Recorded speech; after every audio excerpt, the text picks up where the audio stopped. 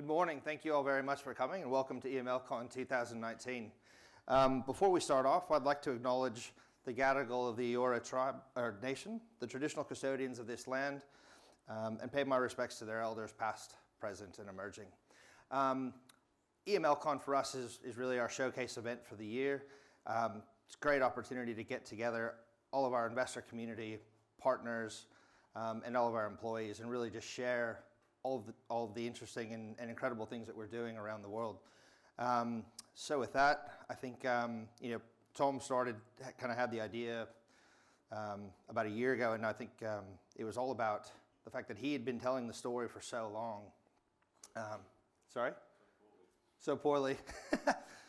So he had so poorly told the story for so long that he thought, as opposed to himself or any of the rest of us, why not let our partners tell the story and exactly what they're doing with us and how they use our technology for their businesses.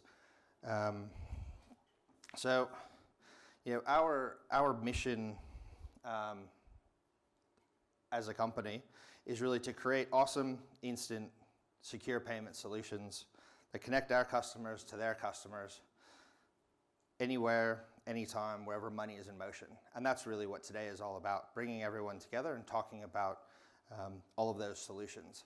So with that, I'd like to bring Brandon Thompson onto the stage, our Chief Commercial Officer, talk a little bit about the business.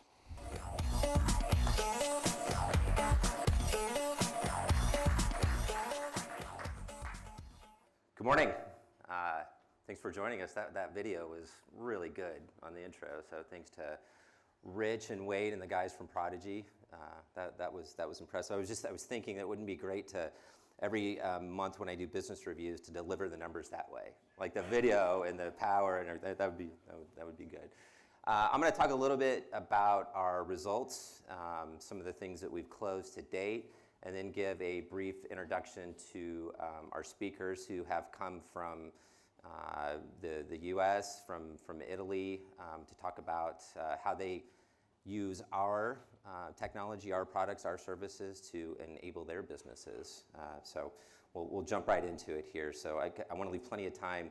You came to hear them talk, not listen to us necessarily. So some of the clients that we've signed so far this year, and it struck me as I was thinking about this slide that we are fortunate enough to have a lot of the EML team here today that is responsible for each of these clients and the signings and the implementation across all of these different regions. And I think it also shows the commitment that when we make to a technology like Pays, so Samsung, Google, Apple Pay, we talk about that as an enabler, allowing us to go into new businesses, new markets, and we did it. And I think that EML has a track record of doing that. When we talk about a technology, we talk about a sector, we talk about innovation, then we do it and we implement it. And that is a credit to the EML team across the globe. Every one of them has to wake up every day with that commitment to get it done, and they do. And we have that. EML has a bias for action throughout the organization, and it's proven again and again. And a lot of these are really interesting. If you look at GPR, the third one from the bottom, PayGo, that's the largest gift and GPR provider in the Nordics. And I'll talk a little bit about our team in the Nordics later. And then Scalapay is a buy now, pay later company in Italy. And Epipoli, under our gift and incentive and Pays, you'll hear from Gaetano a little bit later from Epipoli. He's been a client for 10 years, one of our best clients, a great person, great company. He's been a pioneer in that space in Italy, but always innovating. And when we come up with something new like Pays, he was one of the first ones to jump on it. So just it goes to prove that we're closing across all of the categories that we do business in, and we're doing it with new and innovative solutions. And what does that do, right? So that's you talk about it, you talk about the innovation, you talk about the products, you talk about the services, but then the rubber hits the road, and when the rubber hits the road, this is what we get, right? It's all of that hard work adds up to this, and if you kind of look down that right side, all of the different sectors that we're in today, and I think it supports our narrative around a portfolio company too. Like we're not reliant on one sector or one customer. It's kind of the beauty of the business that we're diversified, and we will continue to approach the market that way. And I'll talk a little bit about the acquisitions, and Tom at the conclusion of our guest speakers will talk more about the small one that we did over the last couple of days. But when you kind of look down the constant growth driver, the growth drivers, and you look at the GDV that we're getting from organically, up $2 billion. So really important, right? You want both parts of the business hitting. You want your current clients growing on a yearly basis, kind of that annuity growth, and then you want the new business on top of that, along with acquisitions. So again, it's much easier said than done, and credit to all of the EML team that allow me to get up here and talk about these kind of results and the strategies that are working. And then on the right side, I think it's an interesting look at the acquisitions that we've made and the pre and the post multiples that you're looking at, because I think what it proves is we get a company, and I mentioned in the Nordics Pegasus. So Prescient is a Nordics-based company that we purchased, and it was primarily they went after smaller, gift incentive kind of deals, but and they did a really good job of it, and they're really smart, aggressive, great group. But when they become part of the EML family, that enables them to sell more things. Right? We bring a lot of technology like GPR to the table. So that allows Prescient in the Nordics to raise the level of customer that they're going after, to provide more products and services to those customers. And we see it again and again. And I think it's proven when you look at those multiples and the companies that we've purchased, and probably the most important thing in those companies are the people. And it's very important for us to get like-minded people in the culture, but then they deliver, and they deliver in a big way. Okay, so the important part, our guest speakers today. This just gives the kind of the lineup of the order that we're going to go in, but I'll skip over to the actual people part of it. So Clayton, I think a lot of the folks in Australia are probably familiar with his company. If you look at the number of awards around innovation in fintech that MoneyMe has been nominated for and won, it's an impressive list. And Clayton just delivers. So excited to hear him talk about how he's using some of our products and services like Delegated Auth in his business. Seth Young from PointsBet. So we talked a little bit. Sam, the CEO of PointsBet, was here last year talking about the push that PointsBet was making into the U.S. market. Just a quick reminder, they've kind of been built purposefully for the U.S. market.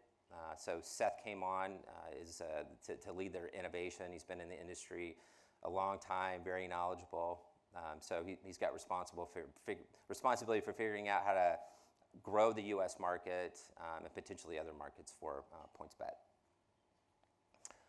Sarah Haas. Sarah, I'm actually not going to say too much about Sarah because there's a video, and our Australian CEO, Rochelle, will talk more about Sarah and her background at the beginning of the video, and then obviously the interview with Sarah. Gaetano, I mentioned. So Gaetano's actually been a customer of EML for about 10 years, I think, and just a super impressive I think approach to the business in Italy. Being U.S. based, I've been in the prepaid business for quite a while, and there's big players over there, Incom and Blackhawk, and so they're multi-billion-dollar organizations. But when it comes to Italy and what Gaetano has done, I think they kind of I'm not going to say they gave up on the market, but they certainly have nowhere near the presence that that Gaetano does in the Italian market. So really excited to hear from Gaetano and how he's using our products and services. And then Mike Blazes.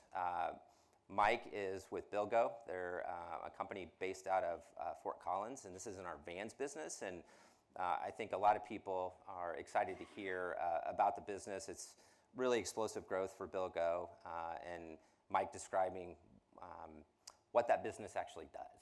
Right? It's a kind of a unique business to the U.S. market. I think potential for other markets, but it'd be really interesting for him to kind of educate all of us on how they go to market, what their strategies are, and again, over the past 2-3 years, BillGo's been had some really, really impressive growth. And with that, I'll have Mike come up.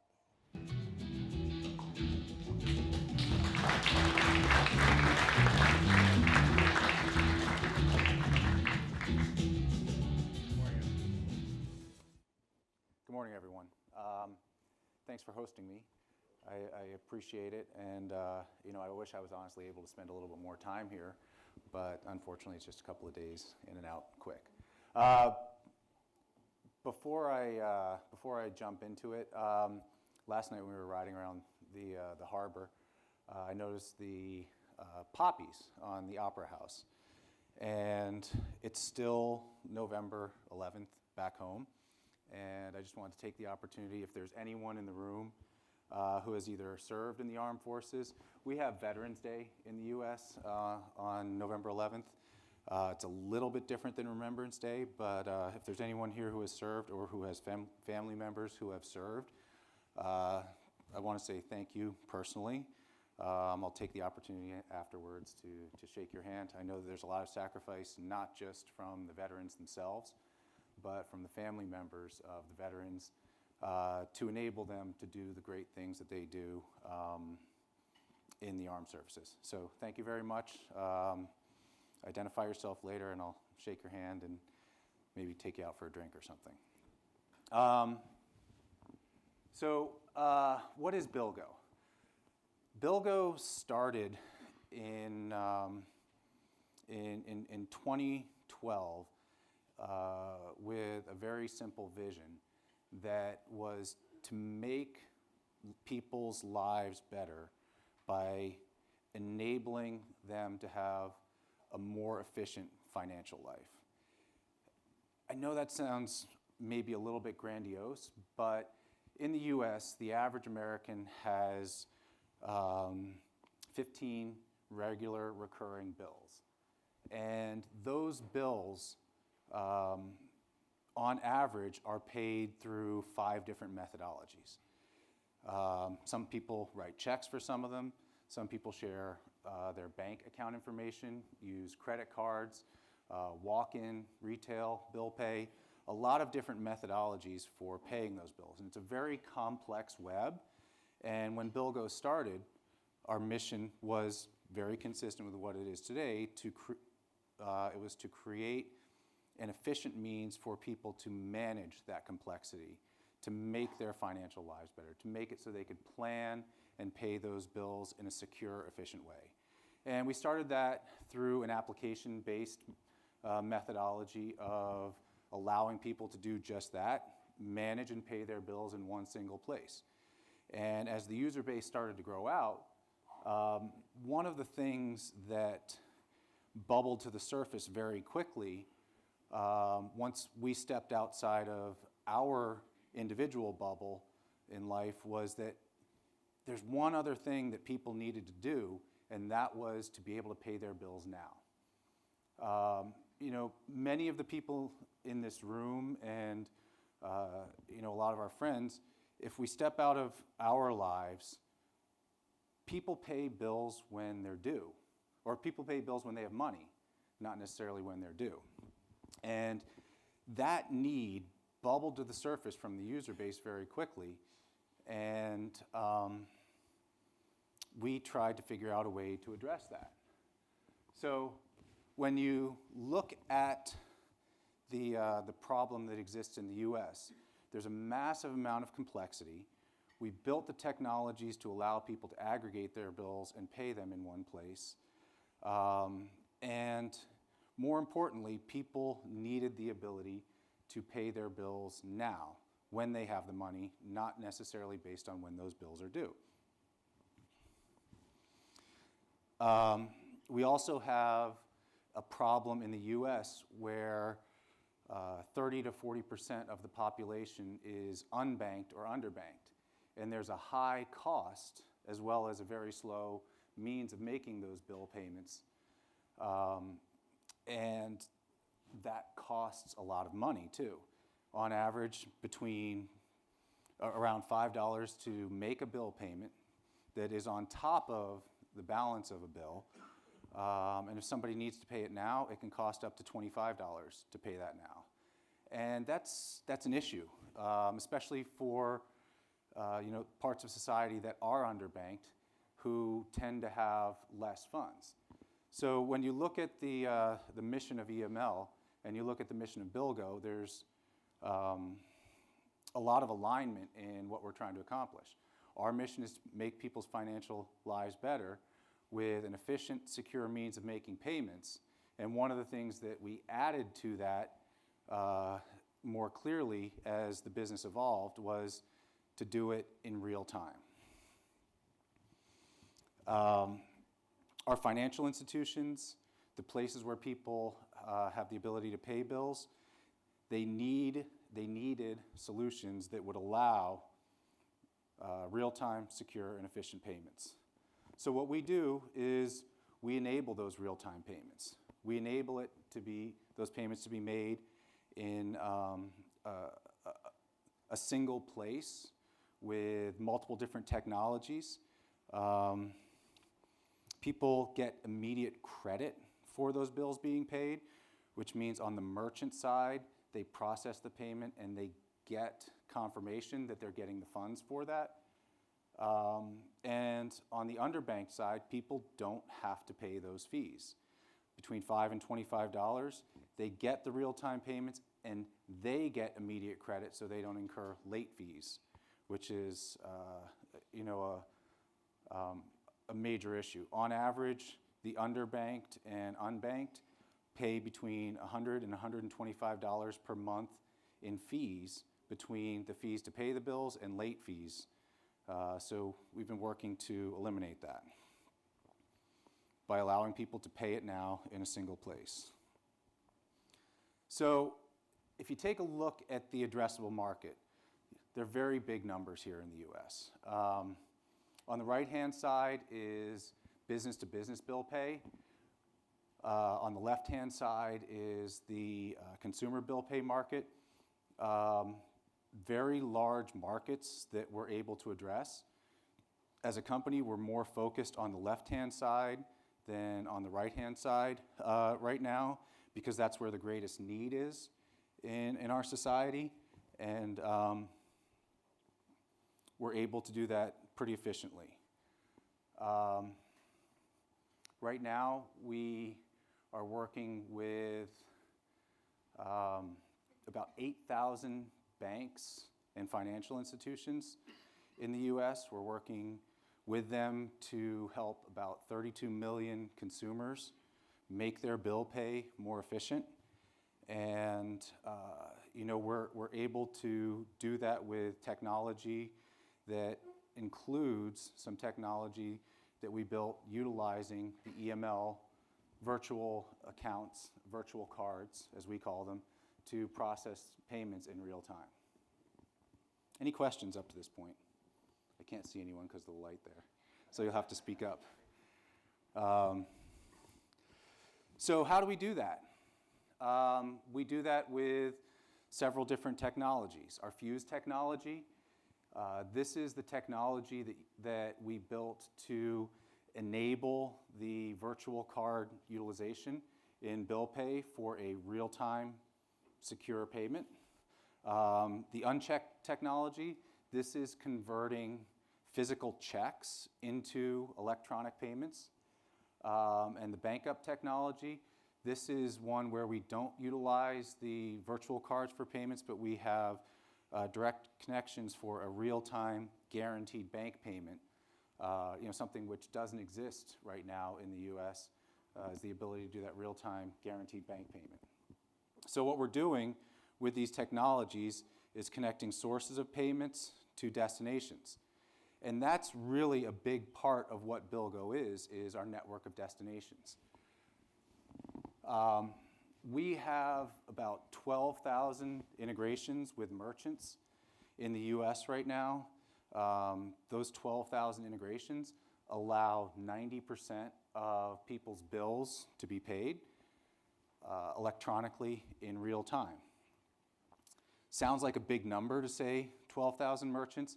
It does cover 90% of the bills that are paid, but in the US we have roughly 4.5 million merchants that we have to build out integrations to. So this is a big part of our today, and it's also a big part of our future to allow people to be able to pay all of their bills in one place in real time, is building out that network. And that's what the technologies in the middle of the diagram here enable us to do.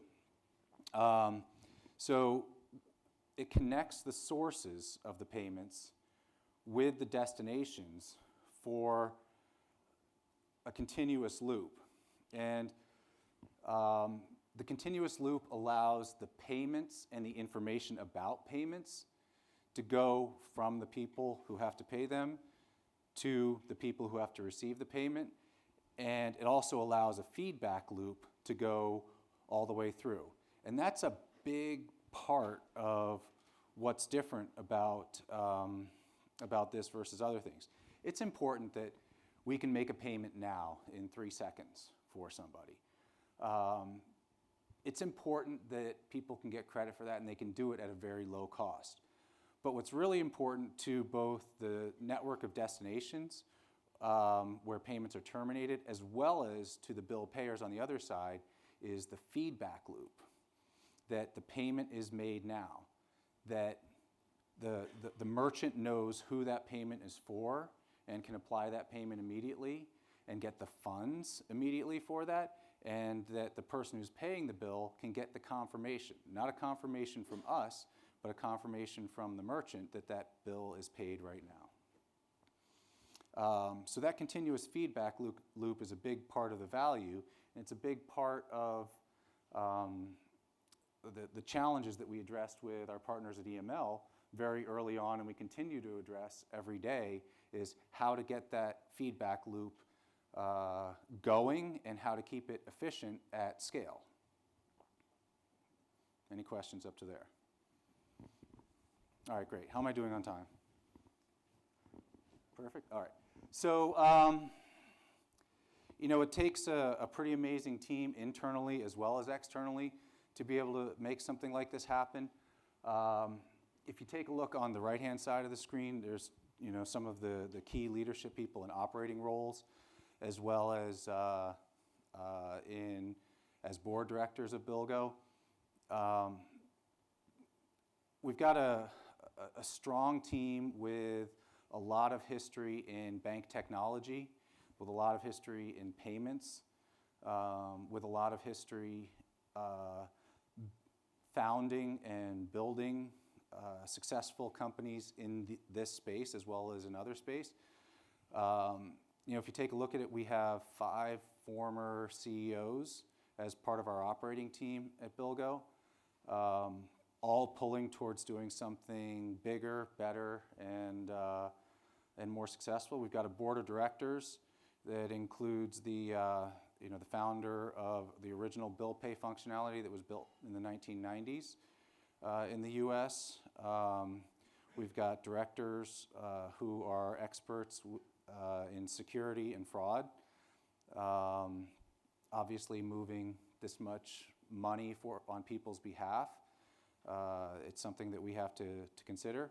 So we've got a lot of expertise and people pulling towards doing something really meaningful and changing people's lives, and building something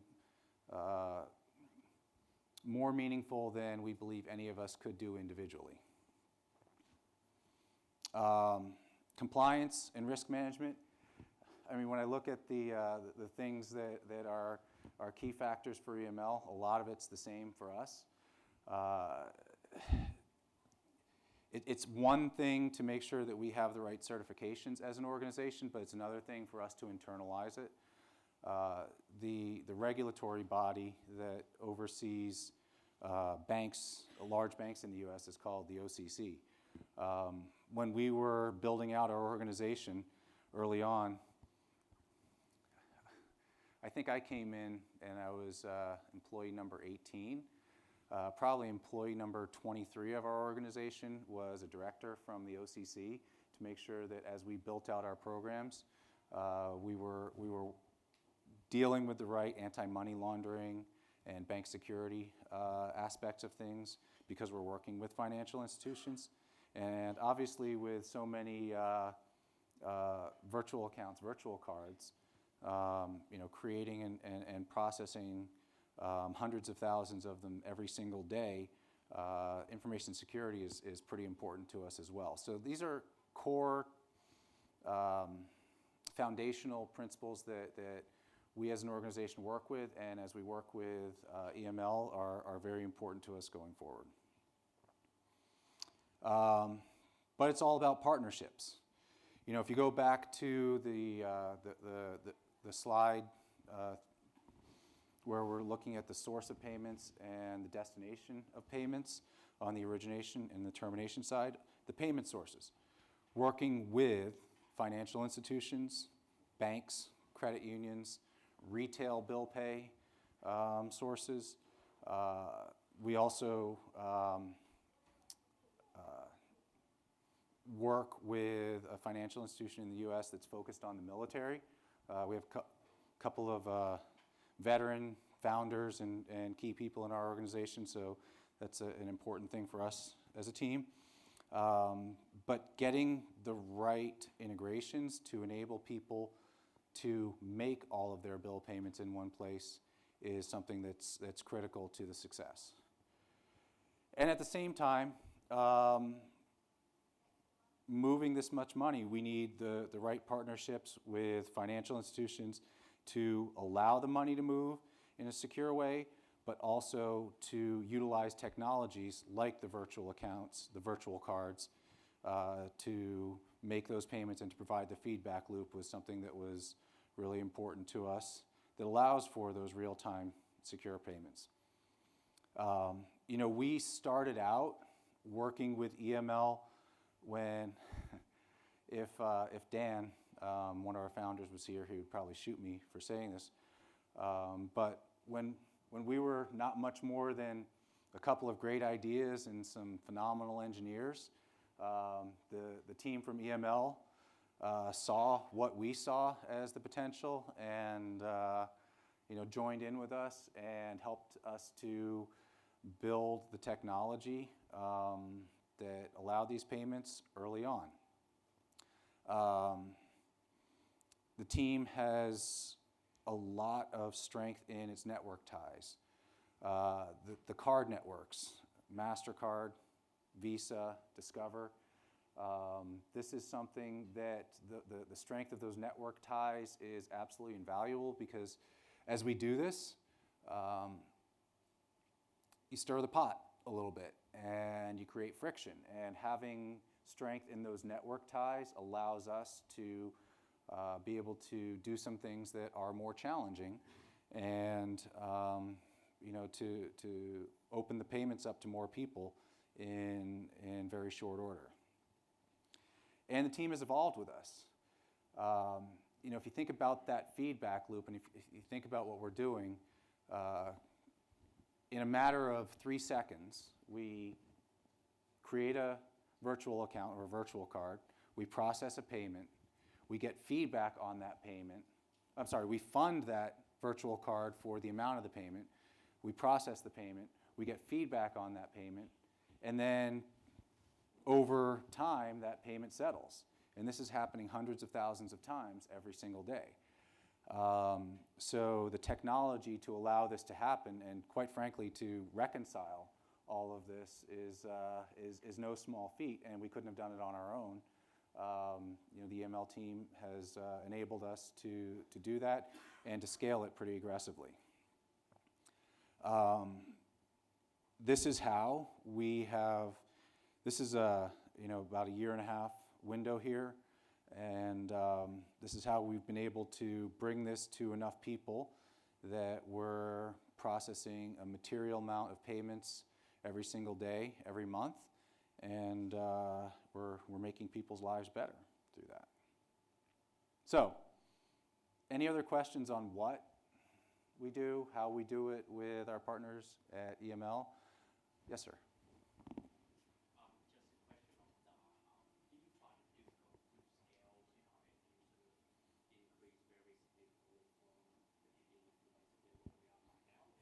Do you see beyond that? Yeah, yeah. I mean, like, what was the difference in scale, and was the system sort of, able to handle the amount of volume of transactions and So EML adds significant value to that process. When we were over here on the left-hand side of this chart, we had to process. Our goals were processing 5, 10 payments per minute. Now we're in the realm where we're processing 500, 600 payments per minute. We could not have done that completely on our own.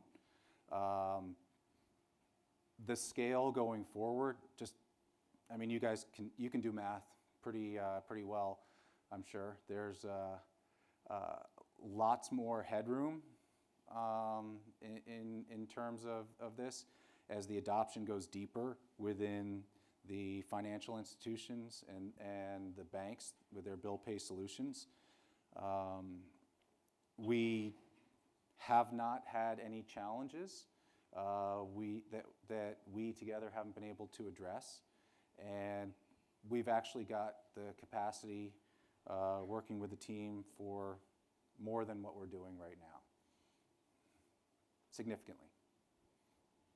Yes, sir? Do you generate your revenue from the customer side or the merchant side? Yes.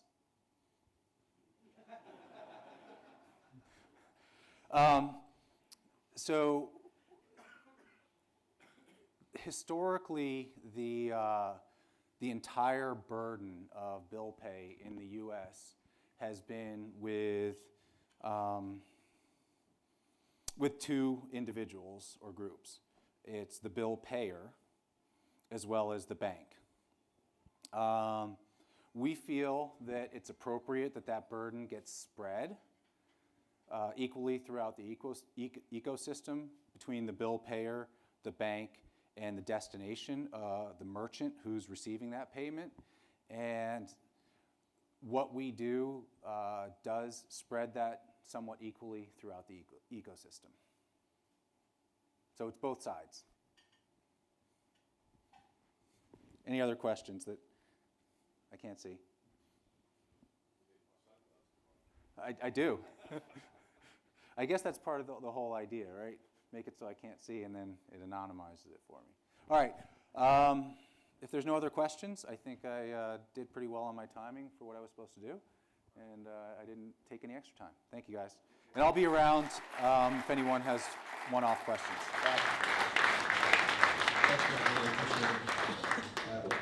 Thank you, Mike. Really appreciate you being here with us, all the way from the U.S. And next, as Brandon alluded to, one of our long-time customers and essentially family members, Gaetano.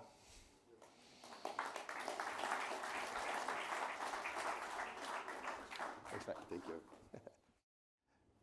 So thank you, everybody. Thank you, Tom. Thank you, EML, for this fantastic event. I was very impressed about the cruise yesterday. I'm impressed about the growth of EML since I started talking with them in 2009. 10 years are gone, and other 10 and 20 years in front of us. So I'm coming from Syracuse, where Archimedes used to have his castle before the Romans came in 2012 before Christ and destroy everything. But we keep the vision the enthusiasm of, and the innovation of Archimedes. And so the entire company has been full of enthusiasm to innovate. Innovate because this market, the prepaid market, has been always a big battlefield with big giants, BlackRock, Income, ePay. But we are quite a nice player in the European landscape. We are a combination of marketing and technology capabilities. We are a very innovative fintech player. We have more than 50,000 shops under our direct daily connection. I'm coming from retail industry. I started up at Procter & Gamble in 1982. And I was one of the founders of Spaceman, which has been the driver of what's so-called category management in the retail industry. So when we approach retailers and the overall market, we think on, so what? What is the beauty of the product? Why a customer should work with us and not with big giants? Because we are innovative, we are we challenge ourselves very, very much. And so we have a lot of products, a lot of innovative service, and I will be happy to share some concept with you in the next few minutes. Let me show you one of the examples of putting the financial services in the hands of this guy is called Rovazzi. He's the most famous YouTuber and movie director in the Italian market. E cerco un posto fresco e prendo qualche abilità nei limiti della legalità. Faccio quello che voglio, faccio quello che mi va. Quest'estate sono fuori controllo, è del testo tanto non ne ho bisogno. So the video that has been just shown got around 60 million viewers, and this person was looking for a supermarket where to show this movie. It's a 9.5-minute movie. And so they contact us to say, could you help us to find the right location? Because we have tried to involve large retailers, but especially this one is called Esselunga, is the most profitable retailer in Europe per square meter, per linear meter. They're excellent. 17,000 euro per square meter in sales, higher than Tesco, higher than Sainsbury's, higher than Carrefour.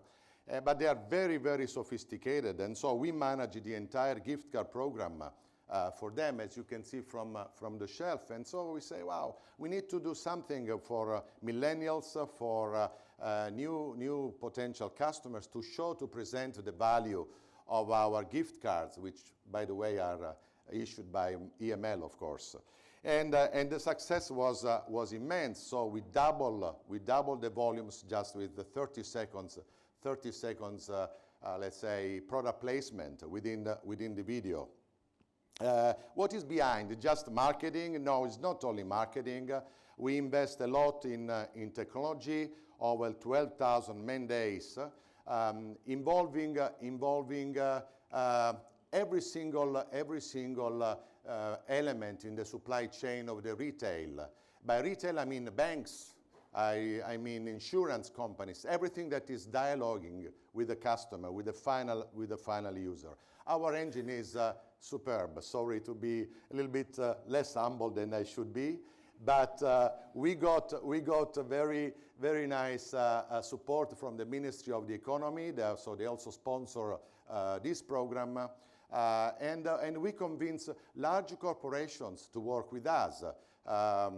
Nespresso, AXA Bank, BNP Paribas, almost every retailer in South Europe, which is has been our main focus for until last year, when we decided to expand to other European countries. And is coming quite successful with large retailers such as Carrefour, that has given us the license to manage a program called data monetization. So we have exclusive access to the database of a few million consumers to build up concrete customer insight information to manage and sell back to CPGs companies. So this has been another strong element to incorporate all our services. After Procter & Gamble, I found a Spaceman with the inventor, and then we sold the company to Nielsen in 1991. So the concept of panel or consumer behavior analysis is satisfied by large corporations based on a consumer panel. So in every given country, there are 20, 30, 50,000 households which are managed every single day to identify the shopping patterns, the consumer behaviors.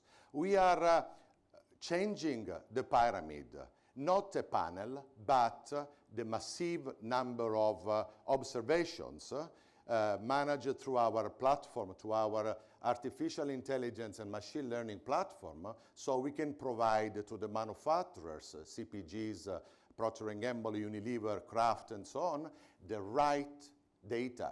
So not just panel data, but the specific data. And a little bit step beyond, we are coming from the digital environment. So we issue from our platform, digital platform, some drive-to-store opportunities that we can measure in the store, providing also gift cards or branded currency for the individual CPG. So we are going to issue very soon with EML some Procter & Gamble cards, some Unilever cards that the consumer can only use on specific brand, as we have done with a very large product called Nespresso that you will see very soon. So the engine, as we mentioned, does 4 specific issues: measure the performance, know the clients, influence the purchasing behaviors, and guide to achieve a combined business for the issuer, so the Unilever of the day, for the retailer, and for other merchants. Why not Ford? Why not Kia? If the target is a family with a dog or with a newborn, you may need a station wagon. So the combination of the data, when it's targeted precisely, is a very powerful engine that will satisfy or satisfies exactly the entire supply chain. So the data are becoming more and more the petrol of the economy. And when we combine prepaid service and engagement services, then it comes the beauty of the business. So fintech becomes a reality. It's not just a buzzword. It's a real concrete combination of many factors. So this is what we start up. So we do everything that you have seen in different countries, but we position ourselves as the Procter & Gamble does in the detergent category. We are the captain of the category.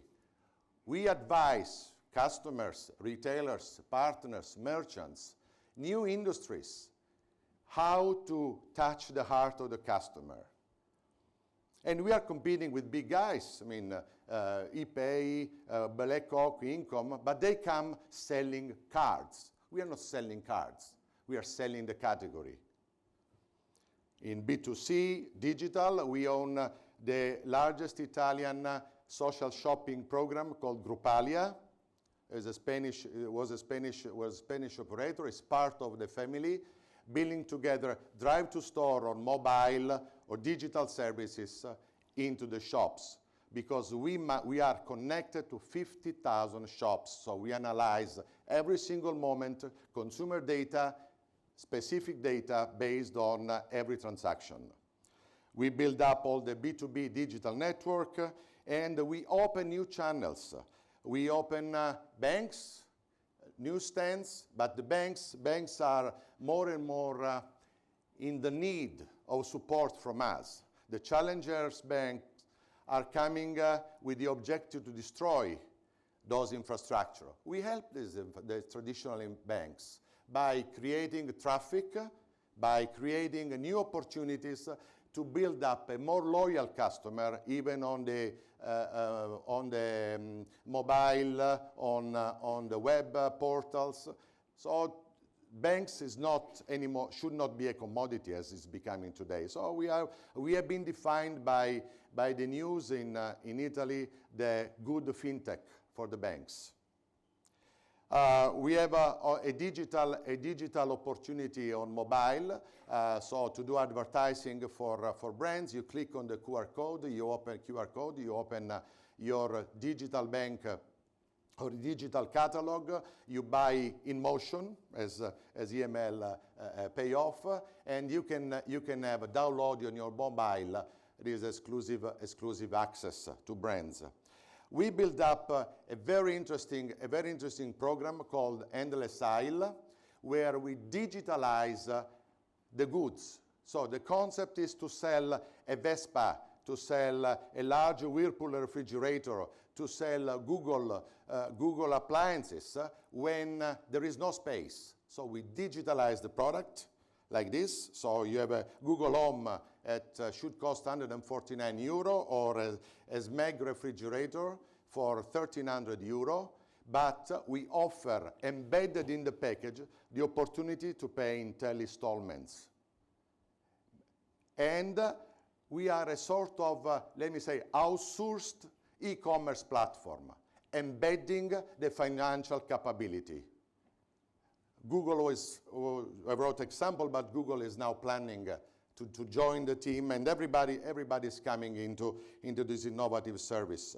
So the goal is to build together engagement services and prepaid platform, which is the key of our industry. We are not serving commodities. We sell added value to our clients. So this is a Friday news.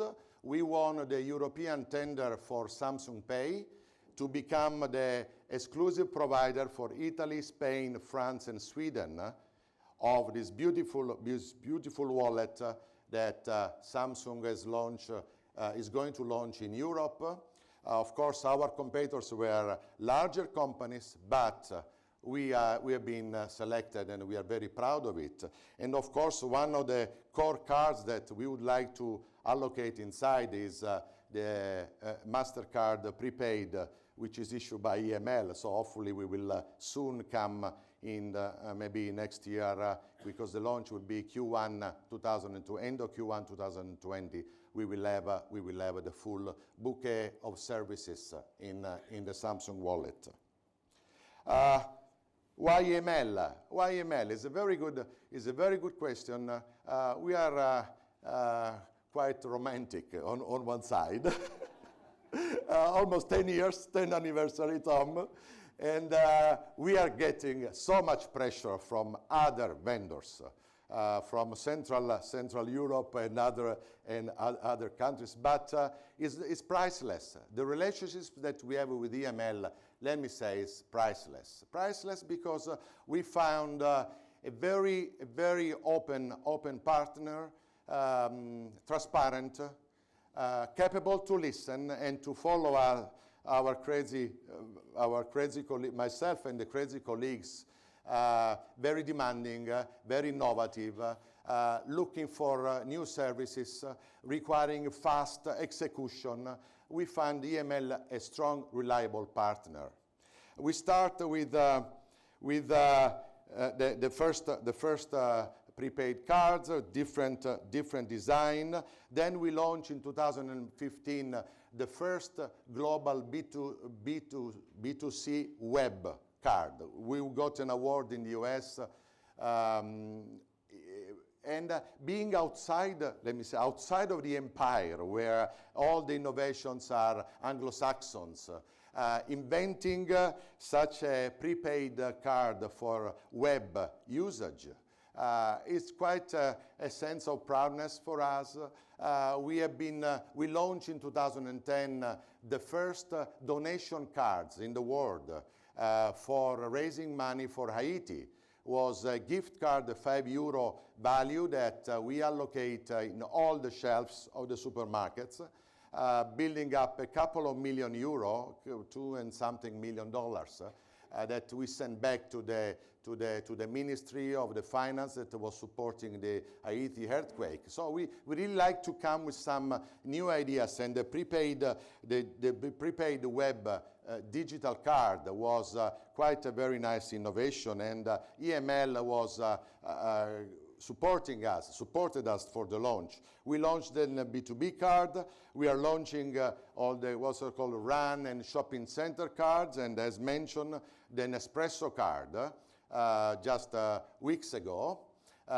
So it's the first branded card from a CPG product, luxury one, because every cup costs 49 cents with 5 grams of coffee inside. So it's quite a profitable business. But it's just a combination of positioning on one side. How do we convince those guys to rely on us instead of larger multinational or international brands? I know that when we share with one of our competitors that is also willing to distribute this card in their network, he said, wow, my CEO, my European CEO based in Germany will be extremely upset because we are chasing Nespresso since 2 years. But we got Nespresso because we manage all their digital consumer engagement platform. So switching into the gift card of the brand was an easy cake. Then we support all the brands in in-store communication. For us, the combination of marketing activities and go-to-market and digital engagement is vital. So we really help. We do not take a customer if they do not do investment in communication. We don't want to sell packages. We sell a new concept. The concept must incorporate marketing services. We do margins, of course, on marketing services, but it's for the beauty of the industry. Having a product, having a service that does not work, it's a waste. Waste for us, waste for EML, waste for everybody. So it's a mandatory that our customers invest in marketing as well. We did with EML the first integration in a shopping center with Alipay and WeChat. So we have a Chinese gift card for Chinese customers. And so we found very strong cooperation with EML to adapt to the Golden Week. So the first week of October 2019 was one of the key days for the Chinese community. And so they come to Italy, to the shopping centers with a bunch of money, and they need to spend money with the Gucci and Prada and all the other brands. We are here to serve. And then we build up category programs, gasoline card, and soon the restaurant card.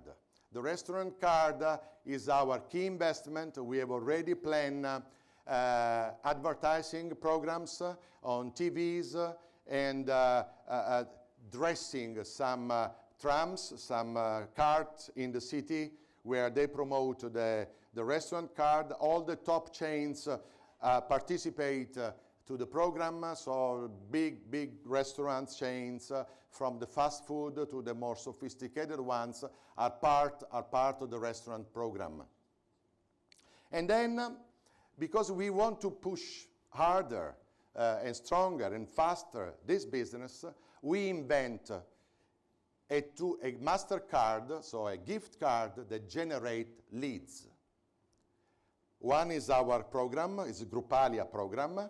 Gruppalia is investing into the digital world by providing a MasterCard that will produce a 15% discount if you transform this card into a way to purchase in Gruppalia. You can use this MasterCard wherever you want. It's an open loop program. But if you use specifically this card to drive to Gruppalia website, then you will be eligible to get 15% discount. This WayKiwi is a very strong digital, actually online utility company. It's part of a very large utility player in the country, and they have a need to accelerate the penetration within the large audience of online players. Fine. The card will give you a super bonus of 50 euro if you activate the WayKiwi program and switch the utility from the traditional, the ones you have, into this new one. For them, paying 100 euro, I don't know if it's clear, so you buy this WayKiwi card on the racks or in the digital program.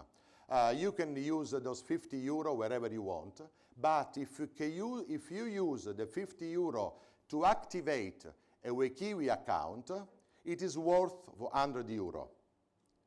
The cost of this lead sounds quite high, 100 euro, but is 1/3 of what the utility normally pays to activate a new account, because between 300 and 400 euro is the cost of activating a new utility account. In this way, they only pay 103.9. But we are building up a new family of services, so we are talking with the largest mobile operator, we are talking with the large cruise company, we are talking with the large e-commerce player, so they can use us as a weapon to activate a new customer. So it's a new way of innovative tool to generate leads. Just to conclude, we have done a real advertising campaign on TVs to promote our MasterCard like a Pringle. So we have done the first program between May and June when we had our last election. You know that we are very dynamic with elections in the country.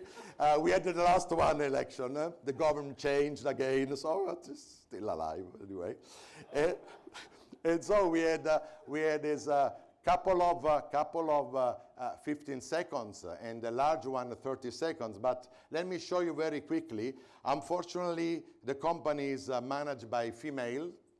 We have more female than men in the organization. So the men, unfortunately, will look stupid in this advertising, as usual. Figlio, per il tuo viaggio in Gallia, una bisaccia di sesterzi. Quando si parla di soldi, stai al passo coi tempi. E Pipoli prepagata Mastercard. Una carta usa e getta senza conto corrente per comprare nei negozi e online. Cercala nel tuo supermercato e nei media store.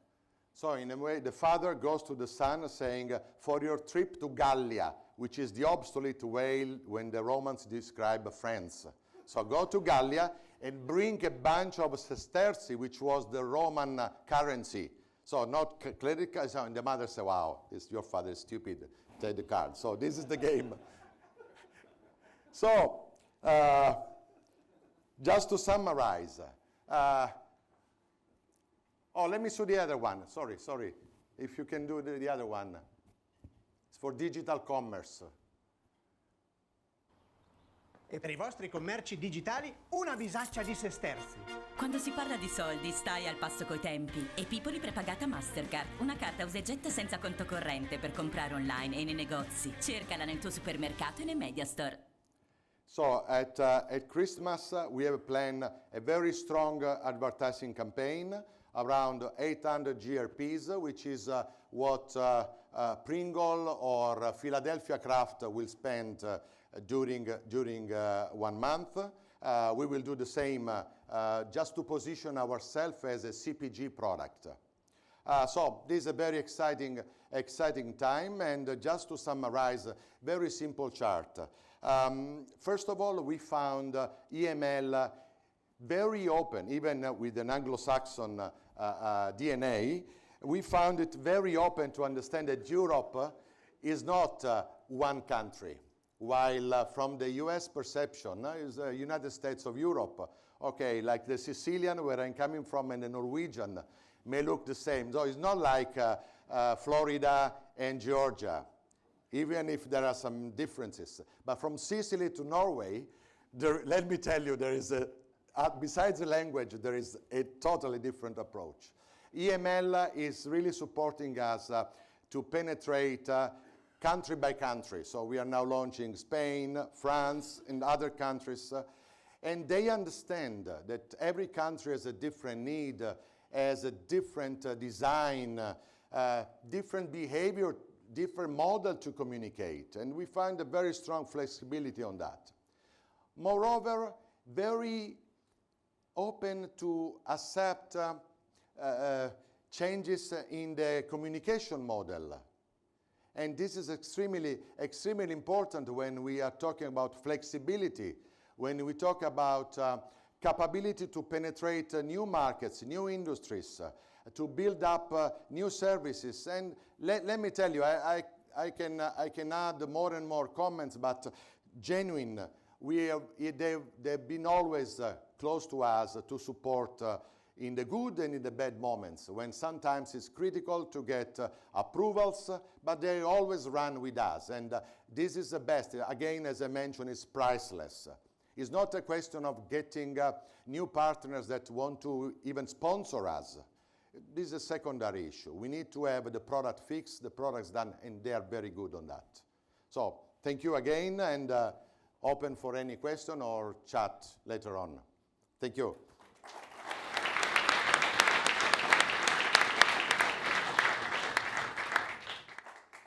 Thank you, Gaetano. Any questions for Gaetano before we let him off the stage? Okay. Oh, sorry. Gaetano. Let's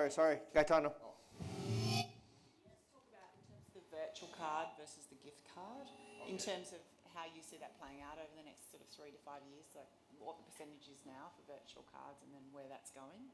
Okay, so virtual cards are a digital version of the physical one.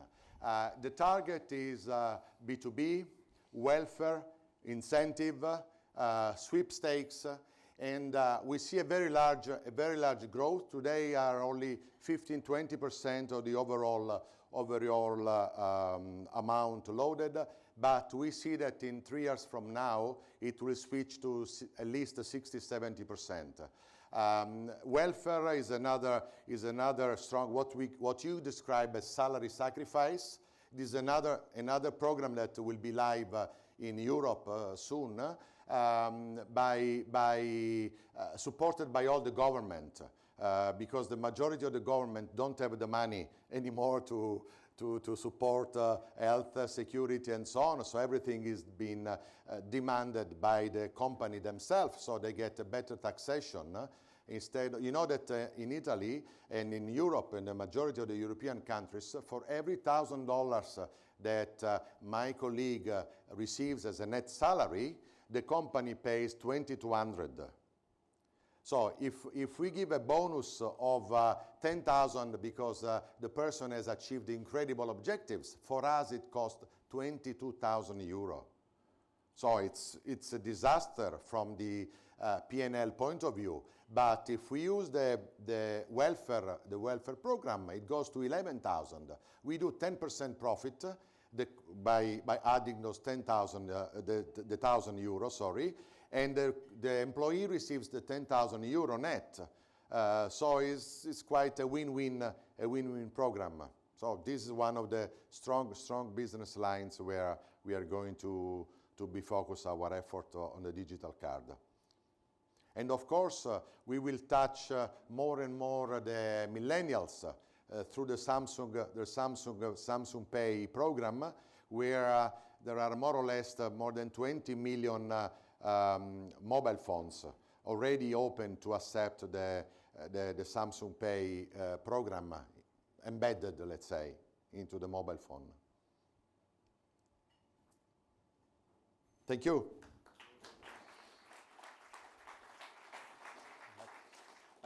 Thanks again, Gaetano. That was amazing. Again, as Brandon had said, unfortunately Sarah Haas couldn't be with us today, but we do have a video interview of Rochelle and Sarah sitting down last week and having a chat. So we'd like to play that, and then if anyone has any questions about salary packaging here in Australia, please just see Rochelle afterwards.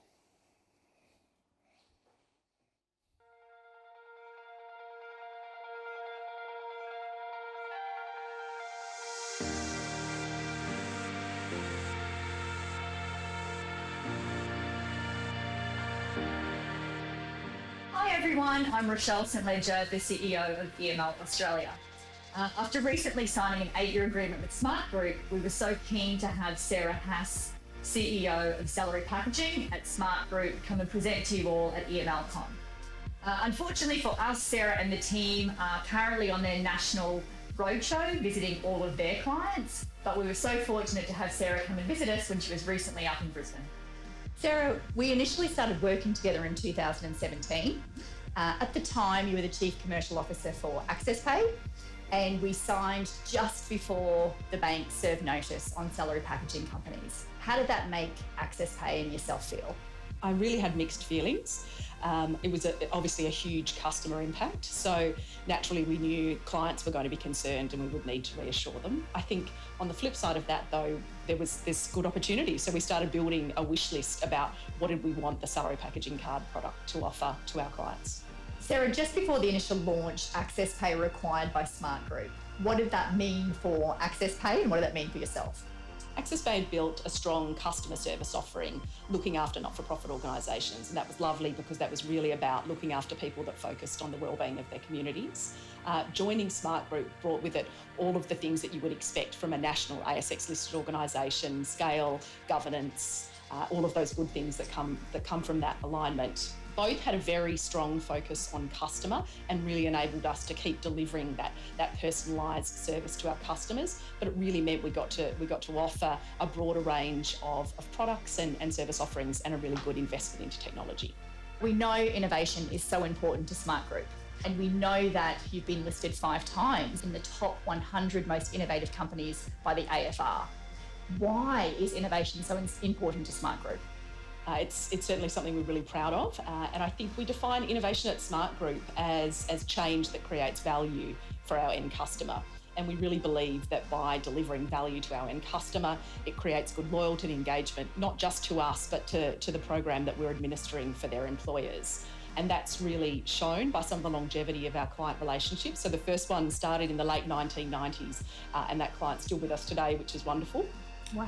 Innovation is also a really important factor in keeping our staff engaged. It means they get to focus more on meaningful tasks, and then we really build innovation into our way of doing and thinking. Sarah, for 4 consecutive years, I believe Smart Group has received the highest ever award in scoring for the Customer Services Institute of Australia. So obviously customer services is really important to Smart Group. Absolutely it is. And Smart Salary was a late entrant to the salary packaging market, so our competitors had a 10-year head start on us, which is significant. And so we really needed to focus on delivering exceptional customer service, and that was our differentiator. So I guess you can say great customer service is in our DNA. Today the industry provides a service that really far exceeds that of a decade ago, and really that's why our clients have been looking to us to deliver more than just salary packaging. So our service offering now extends to workforce optimisation, payroll, fleet management and administration, and more recently a focus on financial wellness. Sarah, we've recently signed an 8-year agreement with Smart Group, and we're so incredibly excited about that. That also means for yourselves an exit from Westpac. So keen to understand what drove that. Westpac provides around about 200,000 cards to the salary packaging industry, which is a significant number, and certainly we were a key client of theirs. They were also a founding partner in the PBI Solutions card-only business back in 2000. So through PBI Solutions, we've had certainly a long-standing relationship with Westpac. They're a client of ours, provide a large number of financial services to us as well. So the decision to move away was largely driven by the enormous shift that we've seen in that technology space and payment space around e-wallets, loyalty, benefits. For us, EML was really ahead of the game and certainly an agile partner, so it was a great choice for us. Some of the key standouts were one card with multiple benefit accounts, the benefits program that was attached to the card, the notch on the card that really supported our card holders who have low vision or are blind, and we're excited as well around our digital cards being the pays. Although we've signed an 8-year agreement, the transition plan runs until March 2022. So keen to hear kind of where we've been and where we're going. Sure. So we started the journey with Access Pay, and then we moved on to Salary Solutions. And so collectively, that's around about 50,000 benefit accounts now. We're currently transitioning PBI Solutions cardholders across to the EML cards, which is really exciting. I think The rest will be really driven by the pace and speed that our clients want to transition at. It's the focus is very much on how do we create a smooth and seamless transition, both for our clients and their employees. Sarah, you talked about Access Pay and Salary Solutions. The implementation for PBI has been very, very different. Can you tell us a little bit about that? PBI Solutions is the market leader in the management of salary packaging card programs. So the key difference between PBI Solutions and Access Pay and Salary Solutions, as an example, is really PBI Solutions will use EML's client portal. Employers have a level of self-service and interaction with the portal, whereas the other programs are fully managed programs integrated with our software. Looking forward over the next 3 years, what are the most important things to Smart Group and how can EML help you get there? The things that are important to us are the things that are important to our customers. They want great service, more value and benefits. We want to help maximise financial outcomes for them. We want to give them the best of everything. And if we can do that through great technology and agile partners like EML, I'm sure our customers will be very happy. Sarah, thank you for being part of EMLCon. Thank you and the Smart Group team for trusting us, and we're really excited about our future together.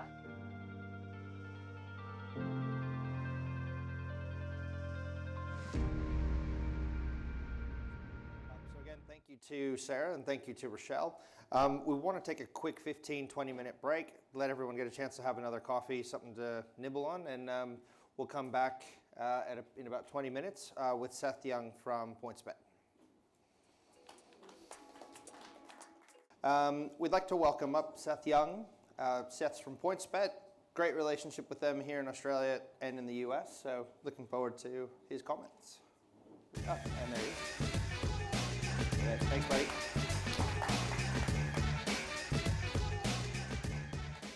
All right. Who's ready to hear about America? So I want to thank EML first and foremost for their generosity and their hospitality, despite the fact that I asked to be introduced as an accomplished flamingo dancer and a breeder of miniature horses, neither of which happened. And I'll leave you guys to guess which one of those two things are true. I also want to thank Gaetano, who was an incredible speaker, and I learned today that Italy is not part of the United States of Europe. So there are at least 2 countries in Europe. All right, so I'm really excited to be here and talk to you guys about PointsBet. Show of hands, how many of you guys have heard of PointsBet? Awesome, I'm coming in hot. This is great. So you'll know that PointsBet is a corporate bookmaker, and these are all the disclaimers because, as you know, we're a public company. I'll leave these up here to read for a moment. All right, moving on. So wow, what a story. I know that Sam Swanell, our group CEO, was here last year to talk to the folks at EMLCon about PointsBet. A lot has changed in a year. I want to be really clear up here that what I'm going to talk about as it relates to PointsBet is the opportunity in the United States. This is a once-in-a-lifetime opportunity. This is the biggest gambling market in the world opening up. This happens once. PointsBet is in a position where it's won privileged licenses across the country and is tackling a massive opportunity, a $17 billion opportunity, as a matter of fact. This is a story about a company that came from nowhere in Australia and shocked the world in the United States and is now continuing to shock the market. So I'm going to talk about a fair amount of things, but here you'll see, I actually have this right in front of me. This is quite convenient, very professional setup. Thanks, guys. So we are built on 3 pillars as a company. The first pillar of PointsBet is that we have a differentiated product. How many people know what points betting or spread betting is? Show of hands. Awesome. How many people hate raising their hands when asked? Yeah, me too. I'm going to do it anyway. So I guess the best way I can explain points betting to those that don't know, it's an extremely volatile, high-risk, high-reward type of betting. Let's say you're watching a basketball game. It's like a Warriors-Lakers game, for example. And the total amount of points is 200 points. In a typical bet, if you bet the over, say you put 10 bucks on it, it goes over to 201, 205, 210. Doesn't matter. You win your 10 bucks back, you make 20 bucks. With points betting, if you make the same bet and it goes over by 5, you'll win 5 times your original stake. If it goes over by 10, you win 10 times your original stake. 20, 50, 100. So you get it. What this does is it creates an incredibly engaging experience that is unique to PointsBet both in Australia and in the United States. So we have clear air with this product both here, and we have clear air with this product in the United States. The second pillar that PointsBet is built on is an expertise in American sports. So I didn't know this when I joined the company almost a year ago today, actually. And we'll talk about the team, and I'll tell you a little bit about myself at some point. I love talking about myself. But I learned that of the $4.4 billion market of racing and wagering and sports betting in Australia, 1.1 of that is sports, and a fair amount of that is on American sports. So maybe 10 years ago, you wouldn't have seen any wagering on American sports, but with the proliferation of media rights here in this country, we're now seeing a lot of people bet on American sports. So PointsBet, while it operates in Australia, and I think it's one of the larger ones in the market at this point, it was really built for the opportunity in the United States. And this is super important because a lot of the other groups that are built for the United States are trading sports betting out of Eastern Europe at like 3 in the morning. Here we have people that are experts on American sports, that really know the market, and are working daylight hours, really excellent folks. And the third major point of difference for a company like us is that we own our own technology end to end, which is also super important. I'll talk about that. And I guess to tie it all back to EML, which is why we're here, obviously, is that payments are the lifeblood of a sports gambling business and generally an online gambling business. We have to take bets to make money. We can't take bets if people can't get money on their account. So this is where EML comes in for us in the United States and Australia. They're a fantastic partner for us. That work? That worked. All right, so let's talk about the tech. This is super, super important. Everything's end to end. We're one of only a handful of bookmakers in the world that can claim this, especially in the United States. We're one of 2. The other is Bet365, which you might know. Why is this important? 1, in the United States, every state is different. It's like 50 different countries within a country. So having modular technology that we can iterate upon, that we can control, is adaptable and flexible for us. It allows us to go into states very quickly. And when you get into states quickly, you can win market share quickly. We can also innovate very quickly on that product. And most importantly, we gain economies of scale. So as we go into new states, and I'll talk about where we are, when we go from New Jersey to Iowa or New Jersey to Illinois, we don't have to hire 100 more people. We can gain those economies of scale through technology. And for us, this is a major competitive advantage. Anybody recognize some of these people? Like a Brett Payton or a Sam Swanell. Sam was here last year. He's a handsome fella. These are people worth talking about. So Brett is really the founder of equity markets here in Australia. He's a great guy. He's our chairman. He is also our largest shareholder. A couple of years ago when the company was started, Brett had the foresight to join with Sam Swanell and Nick Fahey and Andy Fahey, our co-founders, to create what is now PointsBet. We've recently been undergoing a capital raise. You'll see that Brett and the other executive directors took up their entitlements. Sam Swanell is also worth talking about here. He is the former CEO of Tom Waterhouse, and from what I understand, the Waterhouses are like the Kennedys for sports betting here in Australia. I guess the point here is that we have a really accomplished team that is standing up in the United States, and we have the expertise to control everything from end to end, do the trading, and most companies like us are outsourcing the core function of what makes a bookmaker a bookmaker. Since we own our tech, since we own the trading, we're able to be a bookmaker, where some of our competitors in the market say, okay, we're a tech company, we're a marketing company, but we don't know the other stuff. We know this stuff. This is what makes us unique. This is what makes us powerful in the United States.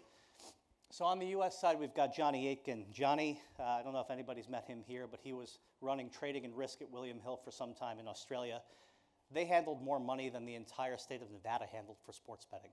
I mean, racing and wagering is in this guy's blood. He's a superb leader, and he is the sharp bettor. So we've also differentiated ourselves in the United States by taking sharp action and turning sharp customers into advocates for our brand. And by the way, I know that here in Australia, you guys have had sports betting forever. This is brand new in the United States. It's super exciting. So, you know, whereas there may be certain thoughts about how sports betting looks in this country, right now it is a wide open world in the USA. So bringing this type of expertise from Australia to the United States market, I mean, it really says a lot about the opportunity. Manjeet Singh, former CTO at Aristocrat during the growth years. He brought him from under $1 billion to over $2 billion. He scaled tech teams nationally. We're very happy to have him on our team. I'll highlight here Paul Hannon, who runs our strategy and business development in the United States. Paul was at William Hill in the USA, and some might say, and he joined PointsBet back in July of last year, some might say that when PASPA was repealed, and PASPA was the law that effectively prohibited sports betting in the United States, it was exactly what an executive at William Hill was waiting for, especially one in business development. But he joined PointsBet because of the reasons I mentioned, because of the differentiated product, because we have that tech, because we have a vision for the US. PointsBet was built for the United States, so he got on board. And same with me, and I'll share a story about how I met these folks. I was at Foxwoods Resort Casino, which is, I guess, the largest casino in the Western Hemisphere. It's a massive, massive place. It's owned by an Indian tribe called the Mashantucket Pequot Tribal Nation, one of the wealthier tribes in the country. And after December of 2018, there were oral arguments. No, I guess December 2017, there were oral arguments in the Supreme Court to hear whether or not PASPA was going to get repealed and sports betting might be legal. And after this happened, there was no way that this thing was standing up. It was definitely getting repealed. So I put out into the world an RFP to look for a partner on behalf of Foxwoods. I was on the other side of the table. I was getting pitched by these guys at PointsBet. And I looked at 40 different bookmakers from across the world, 39 really, but 40 is an easier number. And I said, who the hell are these guys? Where did they come from? And why is this the most interesting company that I've never heard of before? I thought I was pretty plugged in. I don't even know how they found the RFP, but I think that speaks to how Sam was so plugged in and looking at the market, and how the founders were so focused on the United States that they were able to come in and respond before PASPA was even repealed, before sports betting was even legal. This was always the goal, was the USA. So ultimately, I recommended PointsBet for Business at Foxwoods, and I was told in no uncertain terms that nobody ever got fired for hiring IBM, so I quit that week, and I joined PointsBet. And what a year. We have grown. So let's talk about it. July of last year, no bank account, no employees, no office in the USA. Now, we're one of the market leaders in the United States. How did we get there? Well, they needed a shot. So you see that there's expertise on the team. Jeff Garral, who's the proprietor of the Meadowlands and Tioga Downs in New Jersey and New York, respectively, gave the PointsBet folks a shot. They won an RFP, PointsBet won an RFP to compete, and now in the New Jersey market, we've come out hot. We are third or fourth in the market, depending on the month, against some pretty serious incumbents. We signed pretty deliberately some brand ambassadors. You may have seen some on TV here, Darrelle Revis and Allen Iverson. Darrelle Revis is an iconic cornerback for the New York Jets, all-pro player, Super Bowl winner. He covers North Jersey pretty well, which is where we launched first. Allen Iverson, I think we put him on a horse down here for some commercials. He's one of the most ridiculous people you'll ever meet. And he's been an incredible brand ambassador for us. And this gave us some credibility into the market. At the same time, we signed deals with groups like Topgolf to get our name out there. And lo and behold, we launched in January of 2019 to very little fanfare until the Saints played the Rams, and there was a huge pass interference call that was blown, and we came out with something called the Karma Committee, which basically refunded all the bets on the Saints. It went viral. Good Morning America, Associated Press, everything. And that was our coming out party. And since then, we've kept the momentum. We've kept the foot on the gas. New Jersey is the shop front for sports betting in the United States. And I guess to explain how all of this works is, in order for a group like PointsBet to operate, any sports betting company, for the most part, with few exceptions, you have to tether to a land-based casino, or a racetrack, a group that has a license within the state that you're operating. It's not really a free-for-all. You can't just go in and say, hey, we've got this tech, we've got this great team, we'd like to work. No, you have to make a partnership first. This is one of the reasons that you've seen groups like 888 and Kindred, huge companies internationally. They're in 2 states. You'd figure they would do pretty well, and you'd figure PointsBet wouldn't have a chance in hell. But a lot of the United States is not just about what you know, but it's about who you know. You got to make relationships. And so for us, we're very fortunate to have relationships across the country now with folks that are giving us an opportunity to operate. So you'll know that in June, we IPO'd here on the ASX. And that gave us a little bit of cash to work with, which is great, because as you can see here, we're now in 10 states in the USA. So what does that look like? After New Jersey, with the Meadowlands, we made a deal with a group called Catfish Bend Casino in a beautiful town named Burlington, Iowa. Not a whole lot of people there, but it's a gorgeous casino. And we built a retail book. I'll show you some pictures in a moment. After that, we made a deal with a group in Illinois called Hawthorne Racecourse.